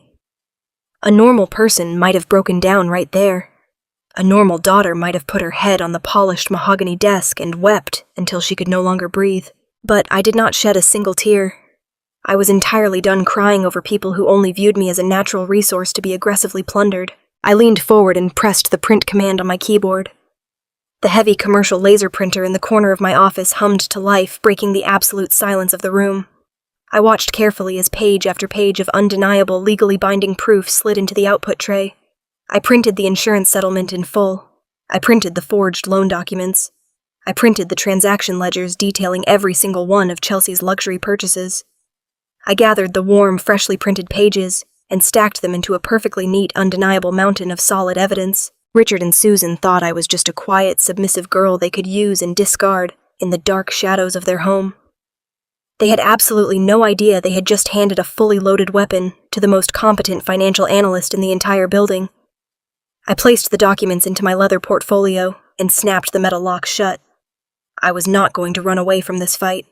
I was going to plan, and I was going to take back every single thing they had maliciously stolen from me. The morning sun cast long rays across the polished marble floor of the executive level as I walked toward the corner office of Jonathan Harrison. I carried my heavy leather portfolio tightly against my chest. Inside that portfolio was the absolute destruction of my parents. The printed pages detailing their massive federal fraud and the theft of my identity felt like a lead weight. I did not bother checking in with the receptionist. Jonathan had given me unrestricted access. I knocked twice on the heavy wooden door and walked inside. Jonathan was standing by the massive window holding a ceramic cup of coffee. When he saw the cold determination on my face, he immediately set the cup down and gestured for me to take a seat at his private conference table.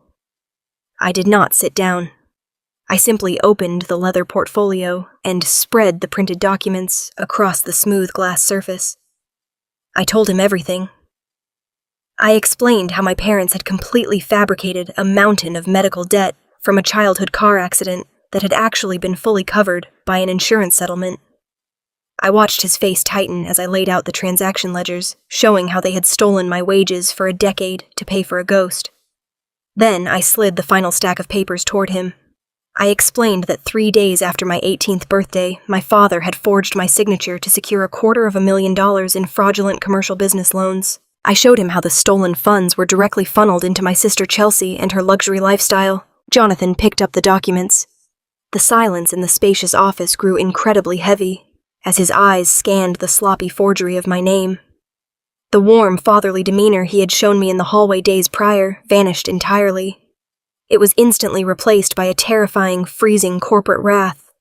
The muscles in his jaw clenched so tightly I thought his teeth might shatter. He looked up from the papers and his eyes were burning with a quiet, lethal fury. He told me that he had dealt with ruthless competitors his entire life, but he had never witnessed a betrayal quite as disgusting as a father cannibalizing his own daughter. He reached across the desk and pressed a button on his communication console. He instructed his assistant to clear his schedule for the rest of the morning and to immediately summon the senior partners of his corporate legal team. Less than 10 minutes later, the heavy doors opened, and 3 incredibly sharp-looking attorneys walked into the room. They wore immaculate dark suits and carried themselves with the predatory confidence of people who destroyed entire corporations before lunchtime. Jonathan introduced them as the absolute best litigators in the city. He handed the lead attorney the stack of forged loan applications and instructed them to find a way to put Richard Reynolds in federal prison for the rest of his natural life. The legal team reviewed the digital prints with meticulous, terrifying precision. They cross-referenced the dates and examined the transfer logs tying the fraudulent loan directly to the luxury car leases and international vacations enjoyed by my sister. The lead attorney, a tall woman with piercing gray eyes, finally looked up and addressed me directly. She explained that while the digital trail I had uncovered was a brilliant piece of financial forensics, it was unfortunately only the first step. The banking institutions involved in these commercial loans were notorious for protecting their own liabilities. If we simply handed them these printed digital scans, Richard could easily claim his corporate system was hacked, or that I had somehow authorized the electronic submissions myself. To guarantee a swift, brutal federal indictment and absolutely ensure full financial restitution, we needed undeniable proof. We needed the original physical loan documents containing the wet ink forgery of my signature. The attorney explained that without the hard copies, my father could tie the investigation up in civil court for years, draining my resources and dragging my name through the mud. I needed to deliver the physical papers to completely sever his escape routes. I leaned back in my chair and thought about my father and his obsessive, paranoid nature. Richard never trusted digital cloud storage for his most sensitive business dealings. He always kept his most damaging documents locked away in a heavy steel safe, hidden in the floor of his private home office. I told the legal team exactly where the original papers were located. The room grew very quiet as the reality of the situation settled over us.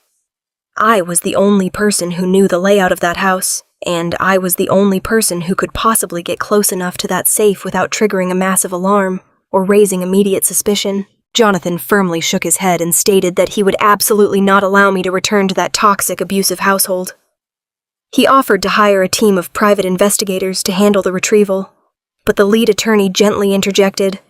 She explained that breaking into a private residence without a warrant would render the evidence completely inadmissible in federal court. The documents had to be obtained by someone with lawful access to the property. I looked at the forged signature on the table. For 10 years, I had allowed my parents to dictate the terms of my existence. I had played the role of the quiet, submissive failure because I believed I owed them my life. I was not going to let them hide behind a legal loophole now. I looked Jonathan directly in the eyes and told him I would do it myself. The strategy we formed over the next hour was incredibly risky, but absolutely necessary. I had to go back to my parents' house this weekend.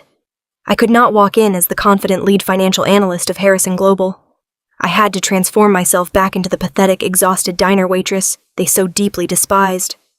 I had to play the role of the defeated, broken daughter one final time. I would tell them that my sudden attempt to secure a corporate job had been a massive, humiliating failure. I would beg for their forgiveness and apologize for my brief moment of rebellion in the lobby. By feeding their massive narcissistic egos and groveling at their feet, I would easily lower their guard. Once Richard believed I was completely subdued and trapped back under his control, he would stop paying attention to my movements. I just needed him to leave the house long enough for me to access the office and crack the safe. Jonathan looked at me with a mixture of deep concern and profound respect. He promised that his entire legal apparatus would be standing by the exact second I secured those papers. I gathered my things and walked out of the towering glass building, preparing my mind for the ultimate performance. The drive back to the suburban neighborhood I had spent my entire life trying to escape felt like marching directly toward my own execution. My knuckles were bone white, gripping the steering wheel of my beat-up sedan. I parked 2 blocks away from the immaculate 2-story house my parents proudly flaunted to the rest of the world. The evening sky was turning a bruised dark purple as the sun finally settled over the perfectly manicured lawns. Every instinct screaming inside my body told me to turn the car around and speed back to the safety of my new downtown corporate office. But the memory of that forged signature burned brightly in my mind. I had a specific mission to accomplish. I walked up the paved driveway, mentally rehearsing the painful, submissive posture I had perfected over the past decade of my life. I intentionally slumped my shoulders forward, letting my chin drop and practicing the tired, defeated gaze they always expected to see from me. The front door was unlocked as it usually was. I pushed it open, stepping into the familiar, suffocating atmosphere that smelled strongly of expensive floral diffusers and bitter resentment. They were already waiting for me in the formal living room. Richard was pacing aggressively across the expensive Persian rug like a caged animal, while Susan sat perfectly rigid on the cream-colored sofa, sipping a large glass of red wine. The absolute unhinged fury in my father's eyes was terrifyingly real. The second he heard the heavy front door click shut, he launched into a vicious verbal assault that echoed violently through the high ceilings. He screamed that I was a malicious, ungrateful parasite who had intentionally sabotaged the most important business deal of his entire life. He blamed my pathetic stunt in the Harrison Global lobby for utterly ruining his vendor pitch and publicly humiliating the pristine Reynolds family name. Susan slammed her wine glass down on the glass coffee table so hard the delicate crystal stem nearly shattered into pieces. She pointed a manicured finger directly at my face, shrieking that my sheer, petty jealousy over Chelsea had finally destroyed them all. They did not ask where I had been all day. They did not care about the truth or my well-being. They only cared that their golden ticket to wealth had been ripped out of their greedy hands. It was time for the greatest performance of my entire life. I let my heavy canvas tote bag slide off my shoulder and hit the hardwood floor with a dull, heavy thud. I forced my breathing to become shallow and erratic, summoning up all the genuine pain and exhaustion I had buried inside my soul for so many years. Real tears welled up in my eyes. Not for them, but for the young, vulnerable girl I used to be, who had actually believed their cruel lies.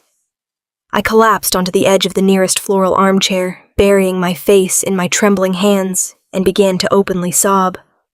I cried out that I was so incredibly sorry for everything. I wailed that I had ruined absolutely everything, and that the fancy corporate job had been a massive mistake on my part. I told them through broken, gasping breaths that the senior executives at Harrison Global had immediately realized I was completely unqualified, and threw me out of the building before the day was even over. I lied perfectly, stating that I had begged my manager at the diner to give me my graveyard shifts back because I was a worthless failure who could not survive in the real corporate world. I watched carefully through the gaps in my fingers as the rigid tension slowly drained out of my father's broad shoulders. The rapid transformation in their demeanor was absolutely sickening to witness. The exact moment they truly believed my spirit was thoroughly crushed, their furious, raging anger shall magically dissolved into a smug, triumphant superiority. Richard let out a loud, arrogant sigh of relief, running a hand through his thinning gray hair. He actually chuckled, a dry, cruel sound of pure validation that made my stomach churn. He told me he always knew I would come crawling back the second the harsh real world chewed me up and spat me out. Susan stood up, smoothing down her elegant designer skirt, and walked over to look down at me like I was a pathetic stray dog she had graciously allowed into her pristine home. She coldly stated that this was a highly important lesson in knowing my proper place in the world. Since I had selfishly jeopardized their financial stability, she announced with absolute, unwavering authority that it was time for me to finally make myself useful to the family again. She walked over to the cherrywood console table and picked up a thick, heavy stack of stapled legal papers. She tossed them carelessly onto the coffee table right in front of my tear-stained face. Susan crossed her arms and casually explained that Chelsea had finally selected her absolute dream wedding venue, an extravagant historic estate that required a massive, non-refundable financial deposit. Since Richard's business accounts were supposedly tied up due to my little lobby stunt, Susan firmly demanded that I sign a formal co-signer agreement to personally guarantee the exorbitant venue fees. They literally wanted to chain my deliberately ruined credit to yet another massive mountain of toxic debt. I wiped my fake tears, sniffing pathetically, and nodded my head in total, absolute submission. I told them I was much too exhausted to read the fine print tonight, but I promised to sign every single page first thing tomorrow morning. Their greedy, arrogant smiles widened significantly, fully believing they had finally won the war. But they had simply handed me the perfect excuse to stay the night, giving me exactly what I needed to hunt down the hidden safe containing the actual physical proof of their crimes. The grandfather clock in the downstairs hallway chimed twice, 2 a.m. I lay perfectly still on the narrow twin mattress in my childhood bedroom, staring up at the familiar water stain on the ceiling. For hours I had listened to the muffled sounds of my parents moving around the house. I heard the clinking of wine glasses in the kitchen. I heard the heavy thud of my father's footsteps pacing across the hardwood floor. Finally, the master bedroom door clicked shut. I waited another full hour just to be absolutely certain they were entirely submerged in a deep sleep. My fake performance from earlier that evening had worked flawlessly. They went to bed believing their runaway daughter was back under their absolute control, completely defeated, and ready to sign her financial life away in the morning. They had completely dropped their guard. I slowly pushed the thin blanket aside and placed my bare feet on the cold floor. I was no longer the broken girl they thought they had conquered. I was a phantom moving through the dark with a singular, devastating purpose. I crept out of my bedroom and stepped into the long hallway. I knew the unique geography of this house better than I knew my own reflection. I navigated the dark corridor by pure muscle memory, avoiding the third step on the staircase that always squeaked loudly. The house smelled faintly of my mother's expensive lavender perfume and stale red wine. I made my way down to the ground floor and slipped silently toward my father's private home office. He always kept the door locked, but I knew he habitually left the spare brass key hidden inside a hollowed-out decorative book on the nearby console table. I retrieved the small key and slid it into the lock, turning it with agonizing slowness. A tiny metallic click echoed in the quiet space, sounding as loud as a gunshot in my ears. I held my breath, waiting for any sign of movement from upstairs. Nothing. The house remained completely dead and silent. I pushed the heavy oak door open and stepped inside, pulling the curtains tightly shut before turning on my small penlight. The office was exactly as I remembered it. A shrine to Richard Reynolds' massive unearned ego. A massive oak desk dominated the center of the room. I walked straight past the desk and moved to the far corner where a thick, woven rug lay flat against the floor. I pulled the heavy rug back, revealing a square cut out in the wooden floorboards. Beneath a false panel lay the heavy steel face of a digital drop safe. Richard was a deeply arrogant man, but he was also fundamentally lazy and entirely predictable. He rarely changed his passwords, and he exclusively favored the one person he truly valued. I knelt on the floor and brought my penlight down to the illuminated keypad. I typed in a 6-digit combination. It was the exact month, day, and year of Chelsea's birth. The keypad flashed green. A heavy internal locking mechanism clacked open with a solid metallic thud. I pulled the heavy steel handle, and the reinforced door swung upward. The air inside the safe smelled intensely of old paper and dusty secrets. I reached my hands into the dark metal cavity and pulled out a thick stack of manila folders. I sat cross-legged on the floor, shining my narrow beam of light directly onto the documents. My heart hammered wildly against my ribs as I sifted through property deeds and expired business contracts. Then I found a bulky envelope marked with the name of a prominent commercial bank. I opened the flap and carefully slid the crisp pages out onto the rug. There it was, the holy grail of my investigation.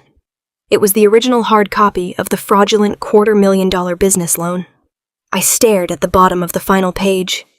My name was written in blue ink. The wet signature was a sloppy, hurried forgery executed by a man who did not even care enough to properly mimic my handwriting. But the horrors did not stop there.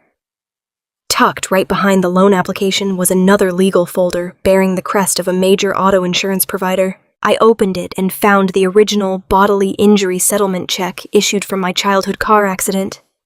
The massive payout had been fully deposited into my father's private account exactly 15 years ago.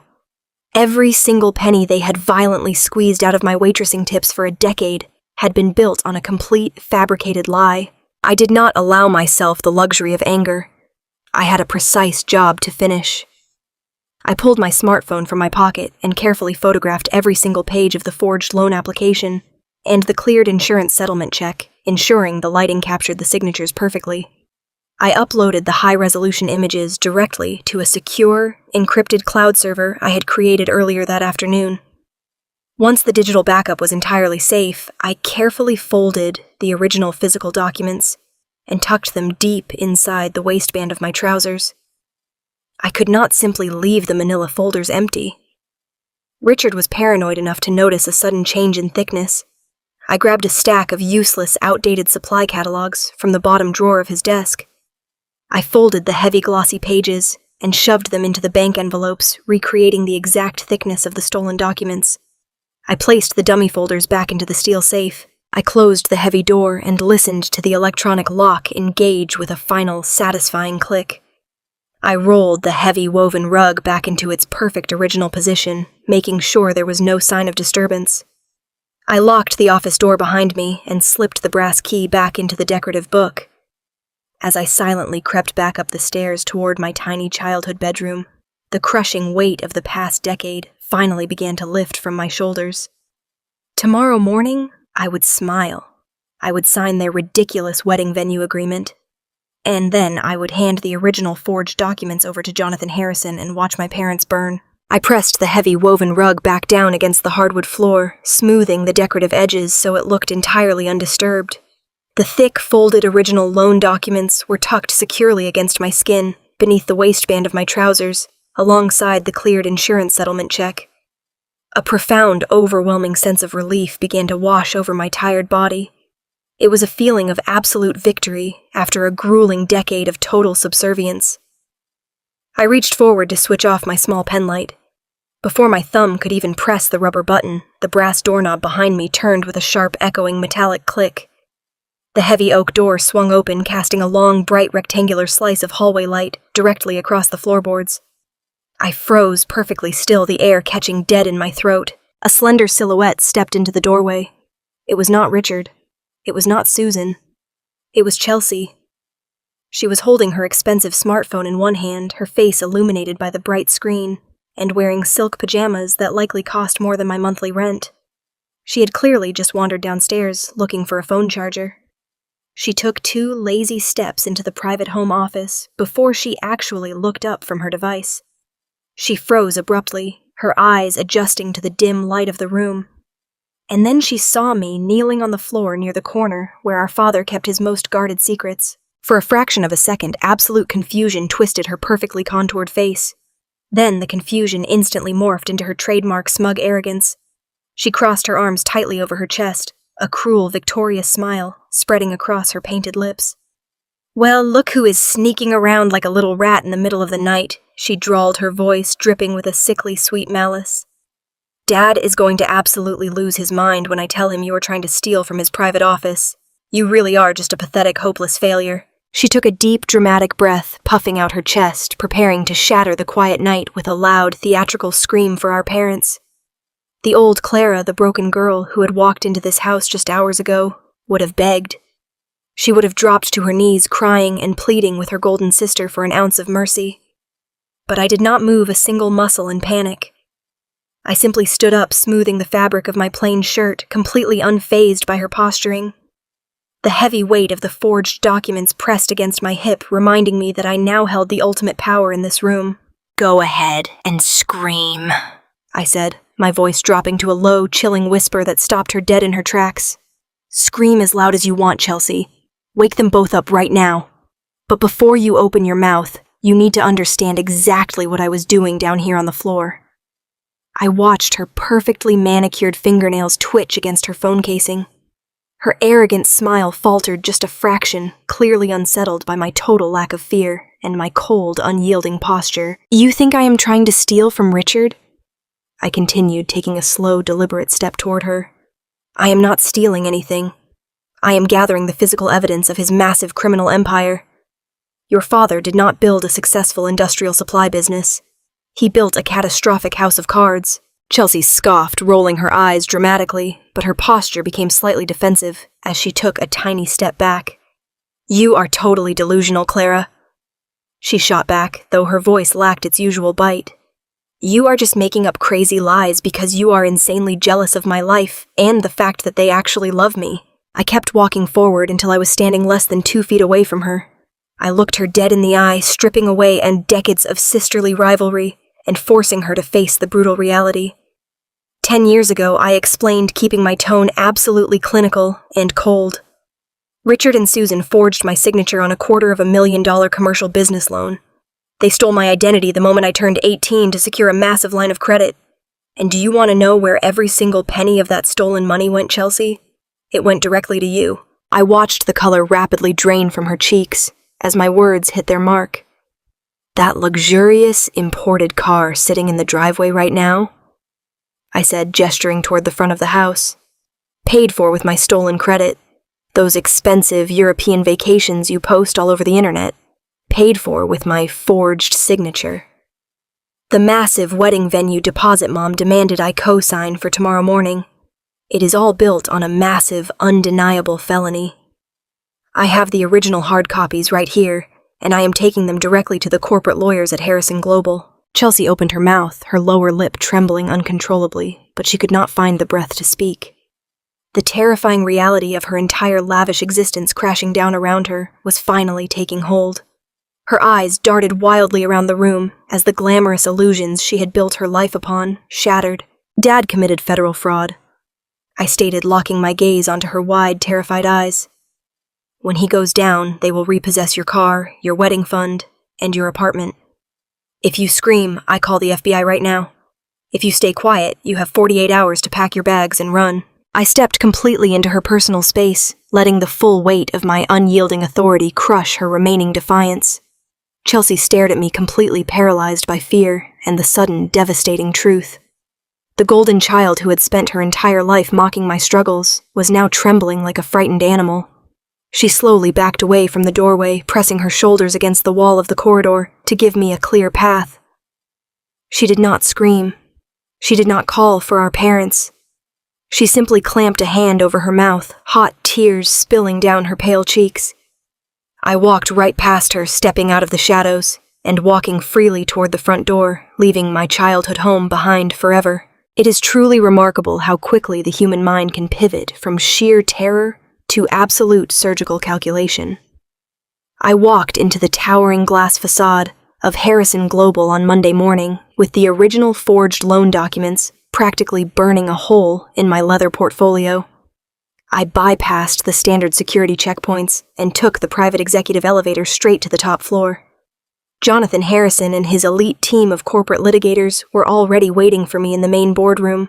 I handed the physical papers directly to the lead attorney. She meticulously examined the wet ink signatures under the bright overhead lights, her sharp gray eyes tracing the sloppy forgery my father had carelessly scribbled a decade ago. She laid the papers flat on the polished mahogany table, her expression hardening into a predatory smile of absolute certainty. She confirmed that we finally possessed the undeniable bulletproof evidence required to completely dismantle my father and his fraudulent empire. However, Jonathan did not just want to quietly hand the files over to federal prosecutors behind closed doors. He paced the length of the boardroom, his hands clasped firmly behind his back, exuding the quiet, dangerous authority of a man who protected his own. He wanted to make an absolute, unforgettable example out of Richard Reynolds. He wanted my abusive parents to experience the exact same public humiliation, isolation, and total devastation they had inflicted upon me for my entire life.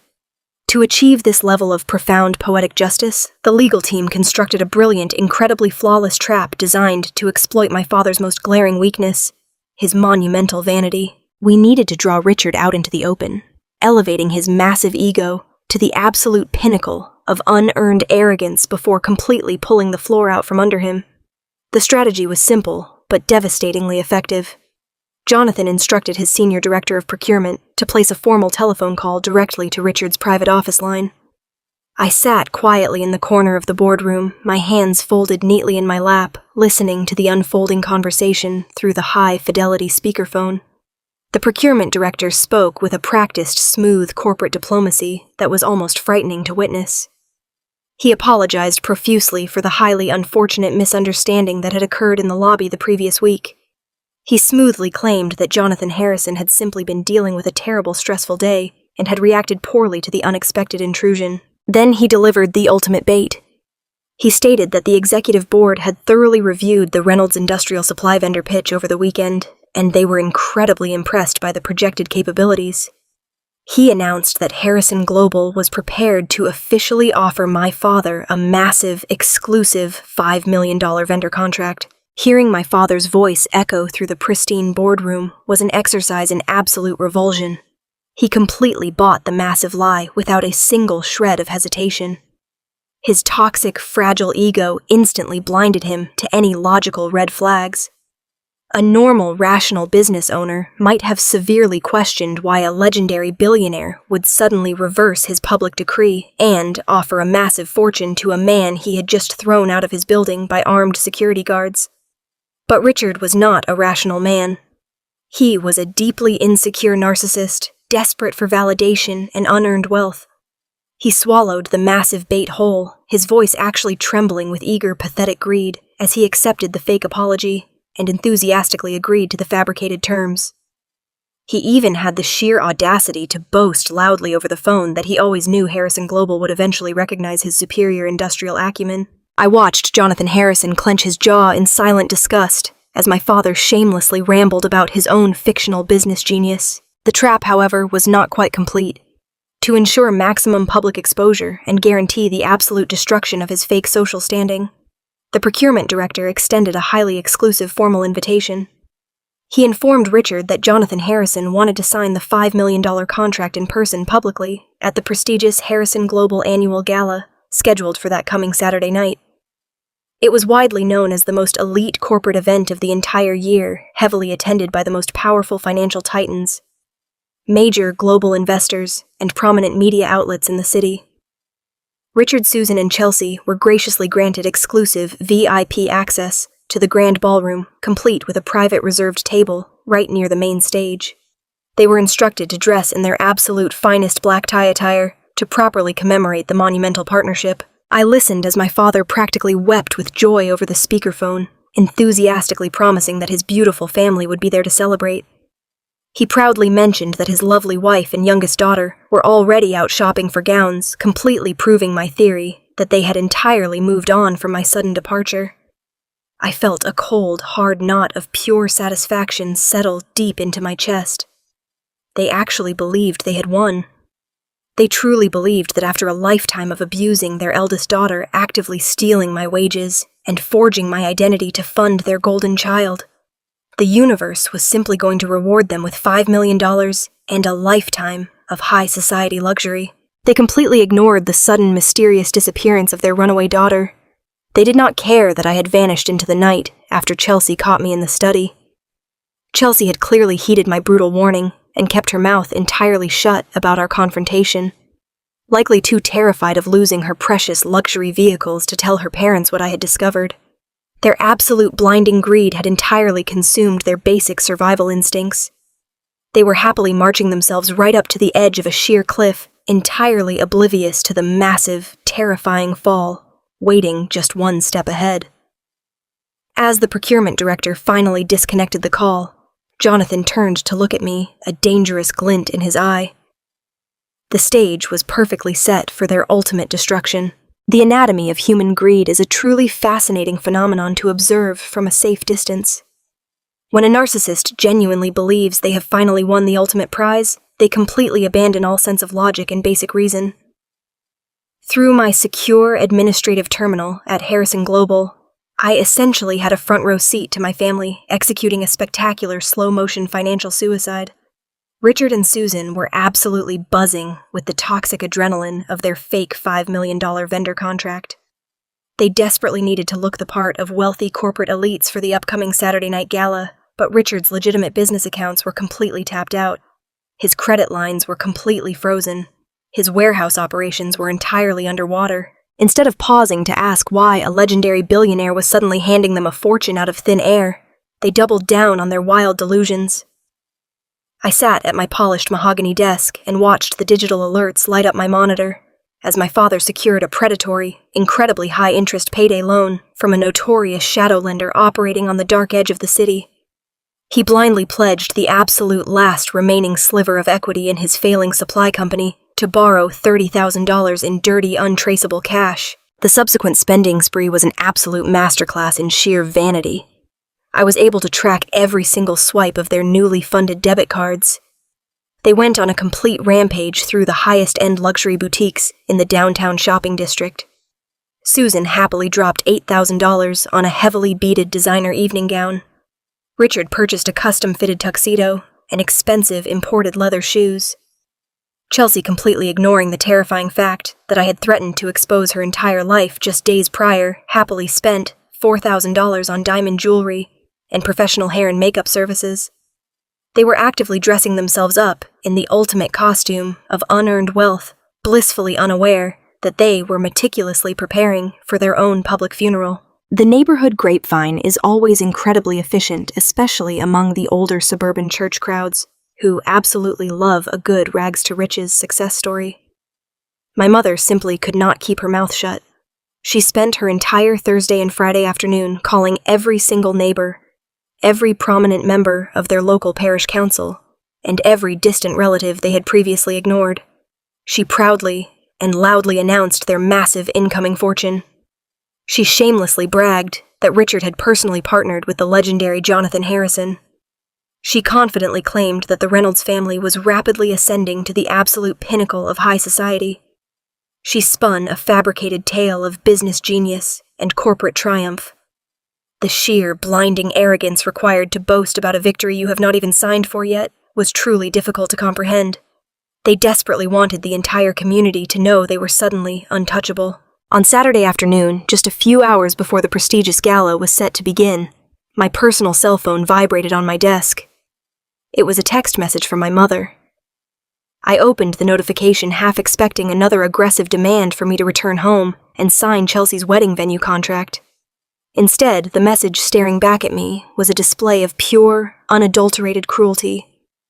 It was the final, definitive proof that I owed these people absolutely nothing. "Do not bother coming back to the house after your diner shift tonight. Clara."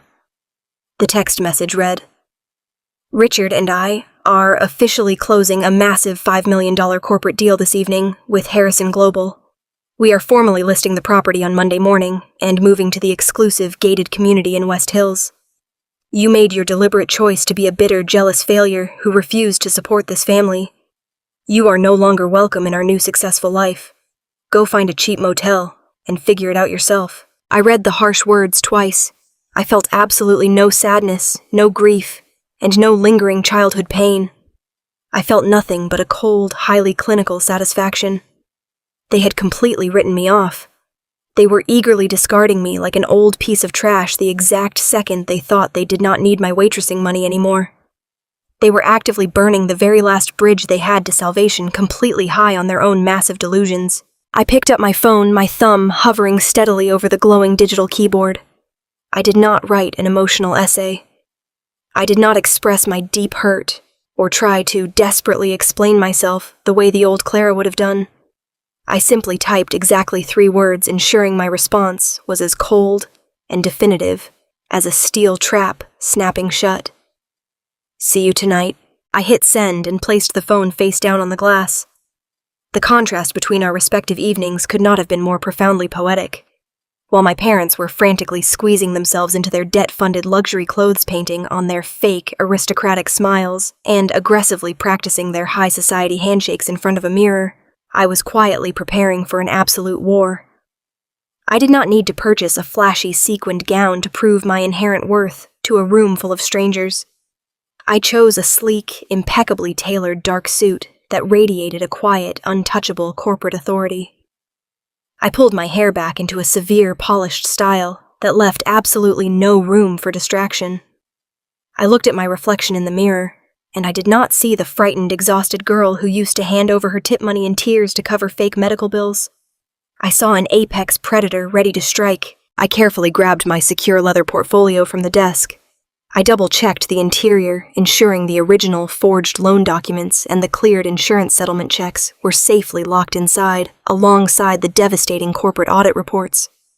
Jonathan Harrison's private town car was already waiting for me downstairs to escort me to the venue. Tonight, my father, my mother, and my golden sister were going to walk proudly into a grand ballroom filled with the most powerful people in the state, fully expecting to be crowned as corporate royalty. They had absolutely no idea that the glittering crown they were so desperately reaching for was actually a razor-sharp guillotine, and the invisible daughter they had just mocked was the exact person holding the heavy rope. The grand ballroom of the opulent downtown hotel was a masterclass in modern wealth and corporate power. Massive crystal chandeliers hung from the soaring ceilings, casting a warm, golden glow over the absolute elite of the city. Waiters in pristine white jackets circulated smoothly through the crowd, carrying heavy silver trays of expensive champagne and delicate catered appetizers. This was the Harrison Global Annual Gala. It was an event so incredibly exclusive that local politicians and minor celebrities frequently begged for invitations and were routinely denied access. The massive room was packed with billionaire investors, media tycoons, and the absolute titans of the industrial world.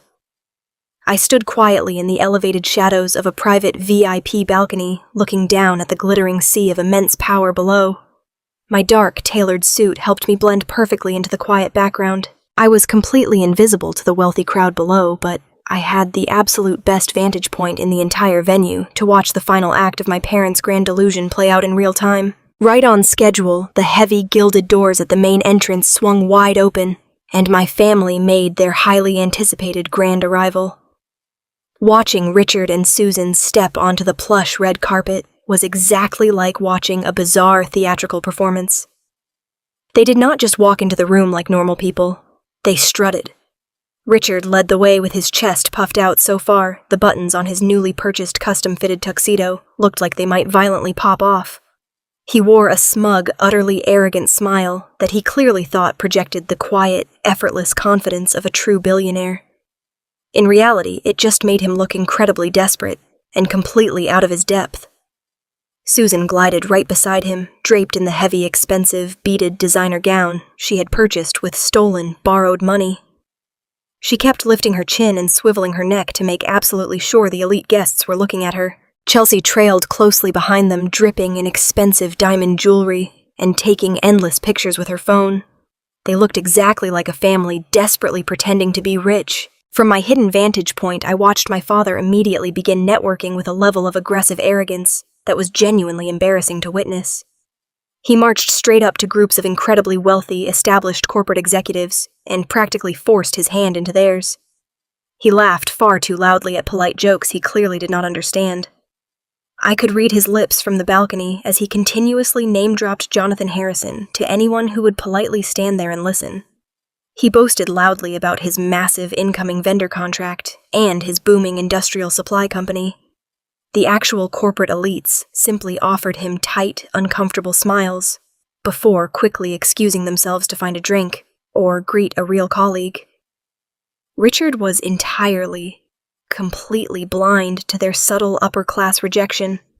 His massive, fragile ego interpreted their polite, swift dismissals as sheer awe and deep, profound respect. He truly believed he had finally ascended to his rightful place among the financial gods of the city. Eventually, a smartly dressed usher guided the Reynolds family to their assigned seats.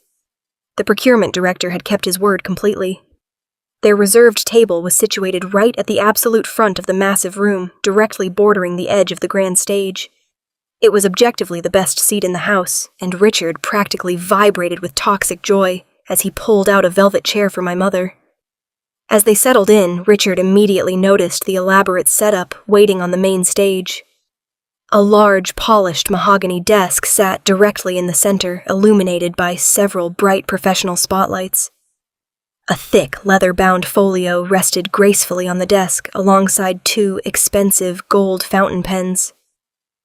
Behind the desk, a massive, high-definition presentation screen spanned the entire width of the stage, displaying the glowing silver logo of Harrison Global. I watched my father lean over and eagerly point out the desk to Susan and Chelsea.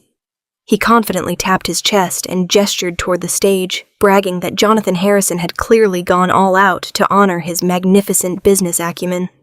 He actually believed that the massive stage, the bright professional lighting, and the heavy leather folio were all arranged specifically for his $5 million contract signing. I watched him casually practice buttoning and unbuttoning his dark tuxedo jacket, ensuring his posture would look absolutely perfect for the event photographers when he was inevitably called up to the brilliant spotlight.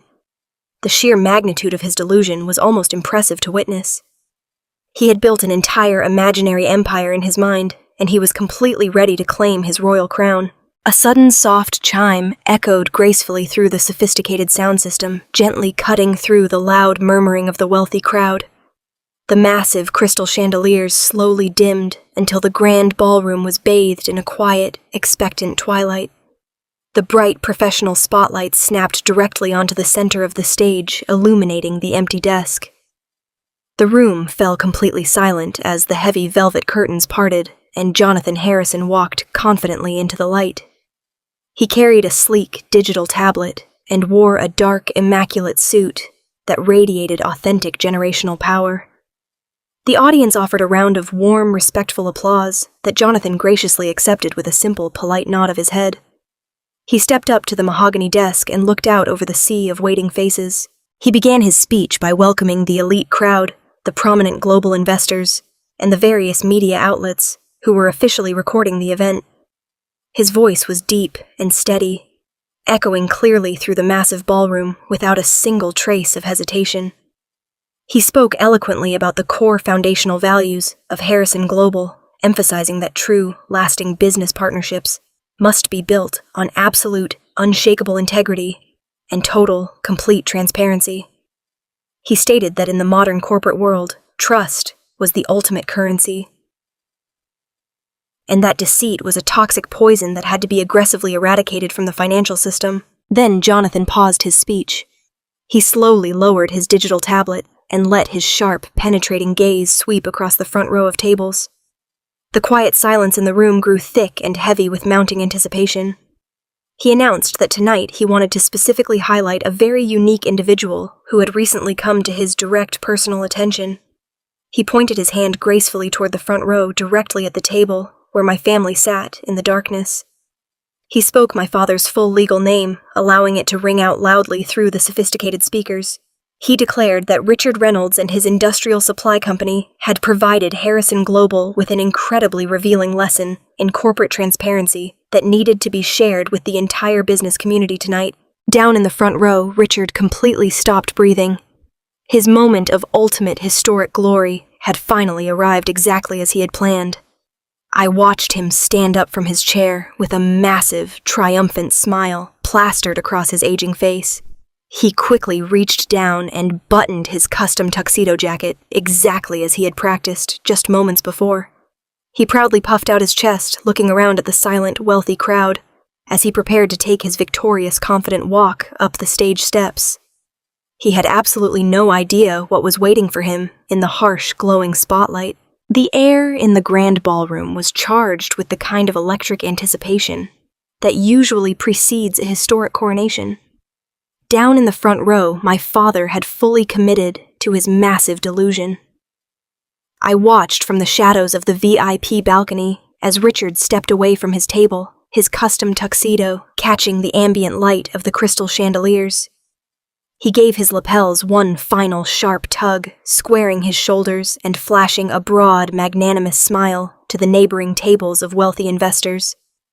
Susan was practically vibrating with joy, her hands clasped tightly beneath her chin, completely ready to absorb the reflected glory of her husband's imagined triumph. Richard actually took a half step into the center aisle, assuming the polite applause rippling through the elite crowd was meant entirely for him. He believed with every fiber of his being that Jonathan Harrison was about to invite him up the velvet stairs to sign a $5 million contract. It was the absolute peak of his lifelong vanity. He was a man standing on the very edge of the sun, totally blind to the fact that his wings were already melting. On the grand stage, Jonathan Harrison leaned slightly against the polished mahogany desk. He watched Richard step into the aisle, but he did not extend a welcoming hand. He did not gesture toward the empty leather chair beside him.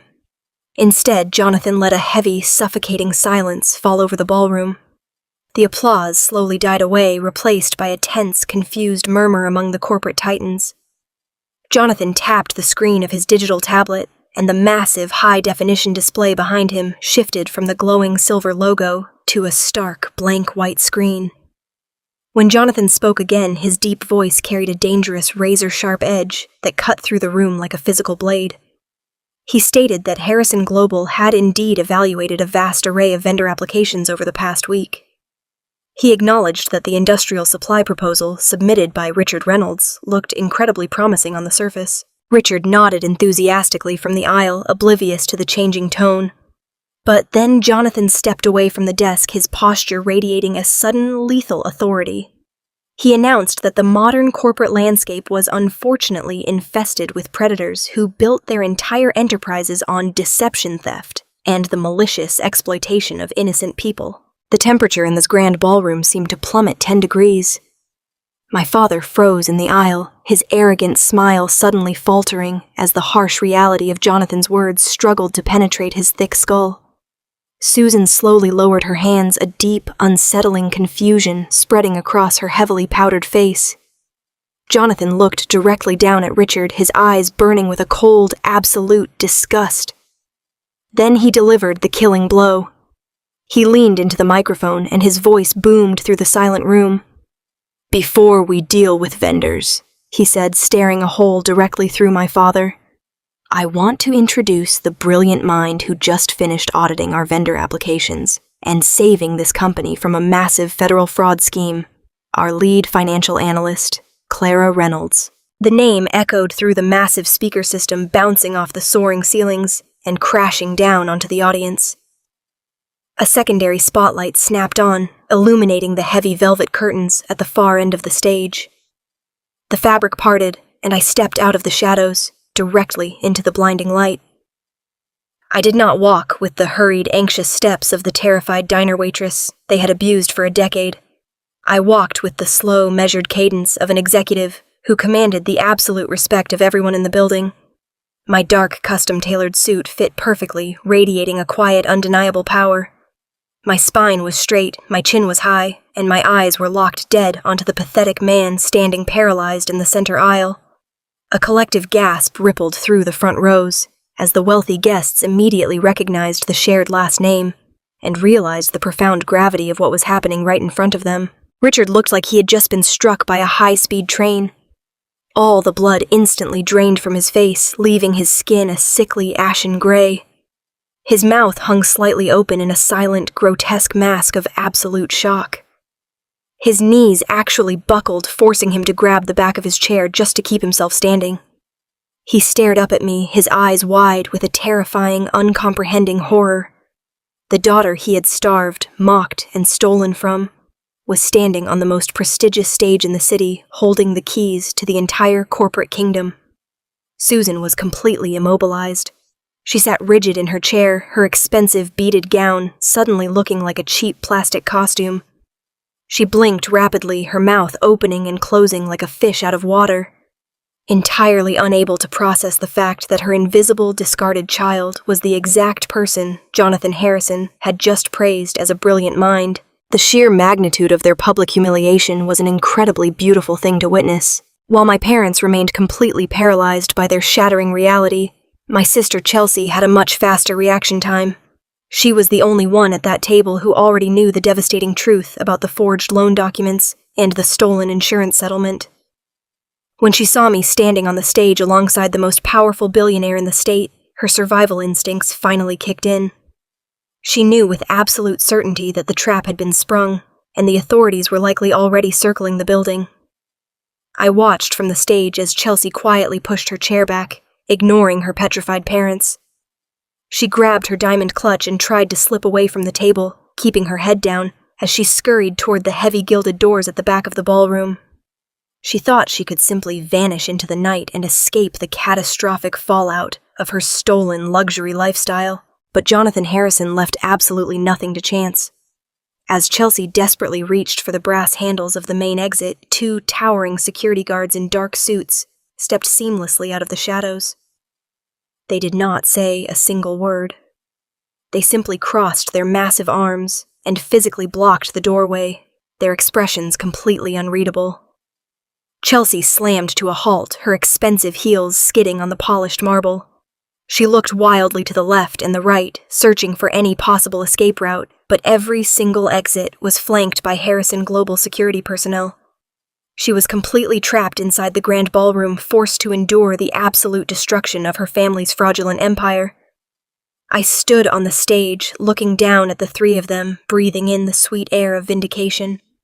The glittering trap had snapped perfectly shut, and there was absolutely no way out. The silence that fell over the grand ballroom was so profound that I could actually hear the faint hum of the professional stage lights directly above my head.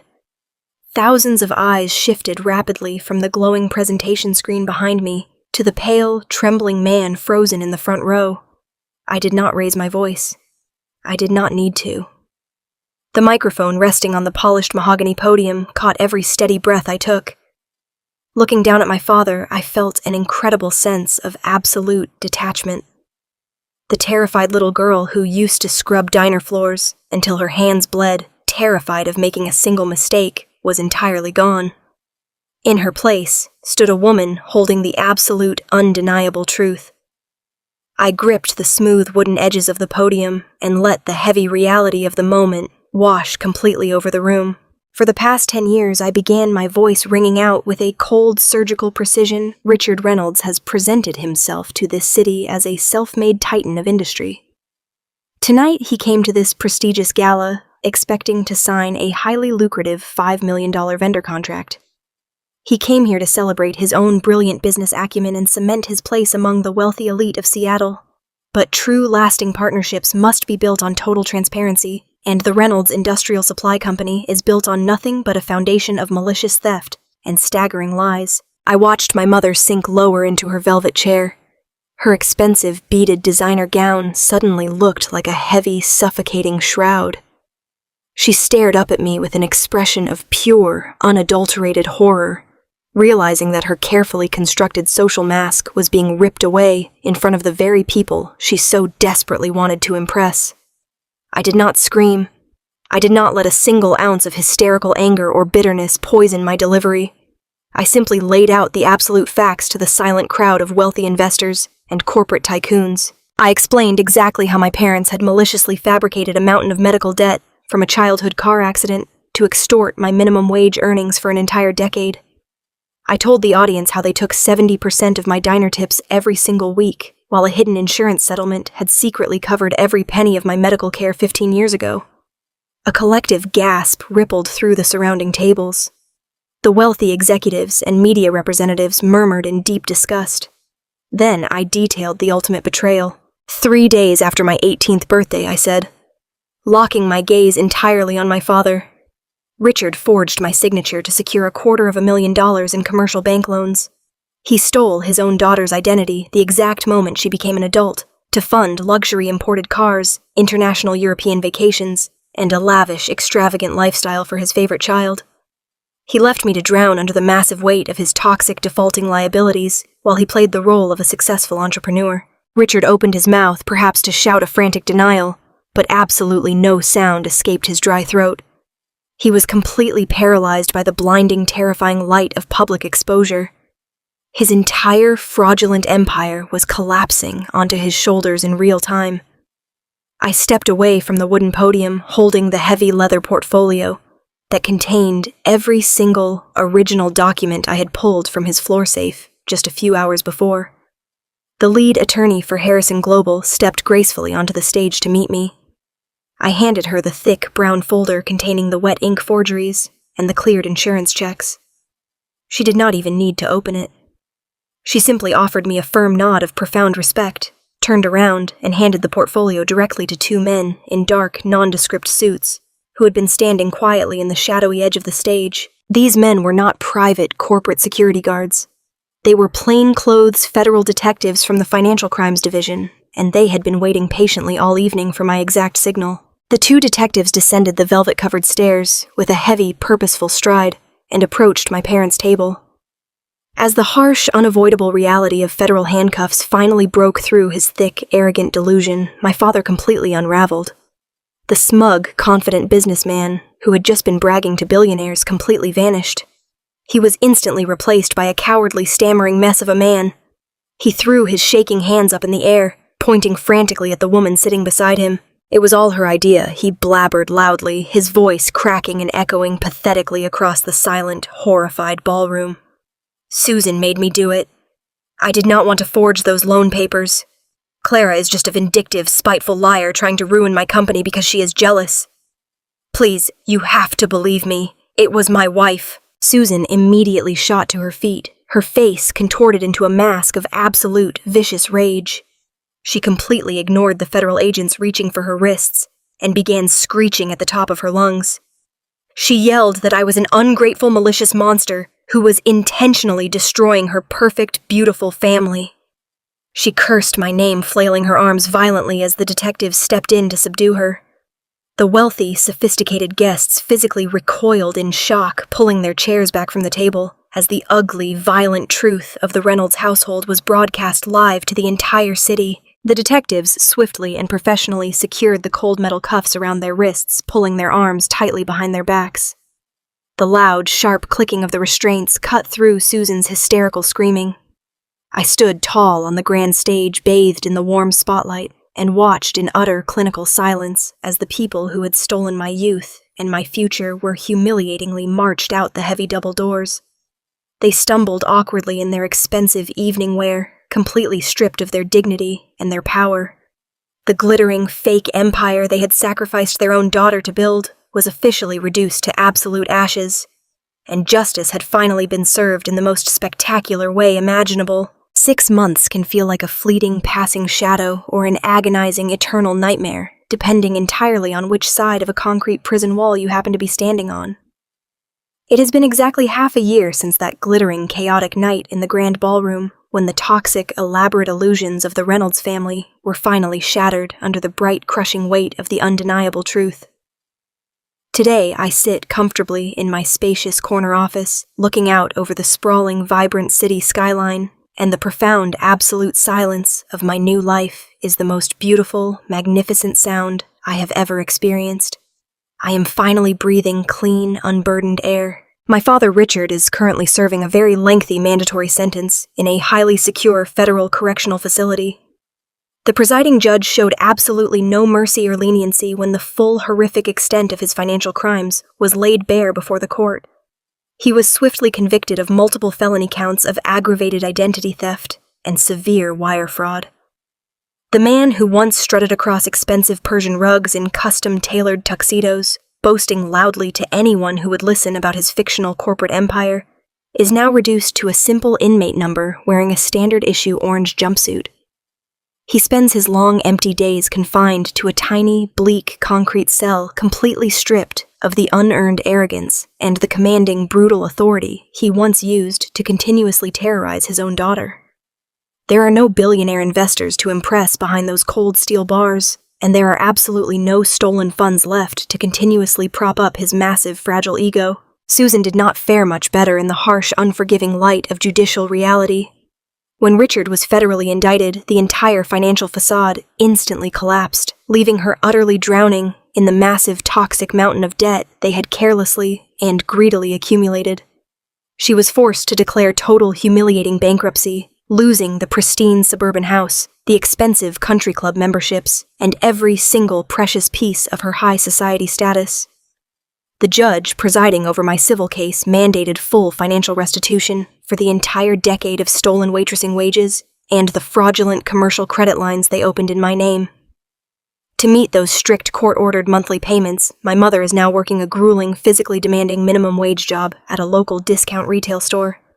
The profound poetic justice of her current existence is almost difficult to comprehend. The deeply arrogant woman who once mockingly ordered me to scrub dirty diner floors and maliciously denied me basic winter coats is now spending her exhausting golden years standing painfully on her feet behind a cheap cash register, handing over a significant portion of her meager paycheck directly to me. And then there is Chelsea, the pristine golden child, who was relentlessly groomed to effortlessly glide through a life of unearned luxury and privilege.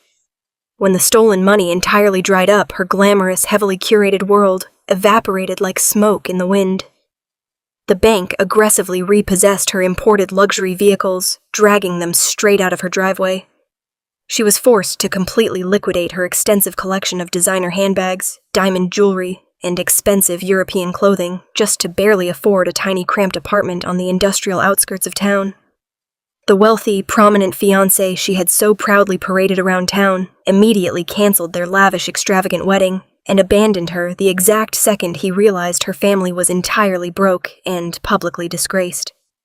Without my stolen credit to constantly fund her curated existence, she finally had to face the harsh, brutal reality of the real world entirely alone and completely unequipped to survive. Meanwhile, my daily reality looks completely different from the bleak, miserable survival they are currently experiencing. I am no longer the terrified, exhausted ghost hiding in the dark, freezing shadows of my childhood bedroom. I am currently thriving and flourishing as a top senior executive at Harrison Global. Jonathan Harrison recognized my absolute dedication to the truth and highly rewarded my forensic financial skills with a prominent, powerful leadership position. I manage a brilliant, dedicated corporate team. I make highly complex, strategic business decisions, and I am constantly surrounded by genuine professionals who truly respect my mind and deeply value my contributions. I have actively built a solid, impenetrable life that belongs entirely and completely to me. Just yesterday afternoon, my administrative assistant buzzed my private office line to announce a very special personal visitor. The heavy glass door opened, and Liam walked into my office with a bright, genuine smile. He was the incredibly kind stranger from the diner so many months ago, the man who had suffered his own profound personal tragedy, but still found the incredible strength to offer a freezing, desperate waitress a simple shred of human kindness. He looked wonderfully healthy and vibrant, his physical recovery progressing beautifully. We sat together on the plush leather sofa in my office, sharing warm coffee and a deep, quiet, platonic bond born from a dark night of mutual saving. He saved my life with a simple act of compassion, and I used that exact strength to ultimately save myself. Hanging prominently on the wall directly behind my polished mahogany desk is a heavy, custom glass shadow box frame. Inside that pristine glass case rests the dark tailored blazer Liam gave me on that freezing rainy night, complete with the small silver pin fastened securely to the lapel. I keep it permanently displayed in my corporate office, not as a simple decoration, but as a daily powerful reminder of the exact defining moment I finally chose my own survival over their endless abuse. It reminds me that absolute rock bottom can sometimes provide the most solid, sturdy foundation upon which to build an incredible, new, beautiful life. I spent 28 years believing that family meant sacrificing yourself until there was nothing left. But true family does not require you to set yourself on fire to keep them warm. Boundaries are not betrayal, they are survival. If you have ever had to stand up to toxic family members and reclaim your life, drop a yes in the comments below. Let me know where you are watching from and what time it is there. If my story gave you hope, please hit that like button and subscribe for more stories of justice. Until next time, remember your worth is not defined by those who failed to see it.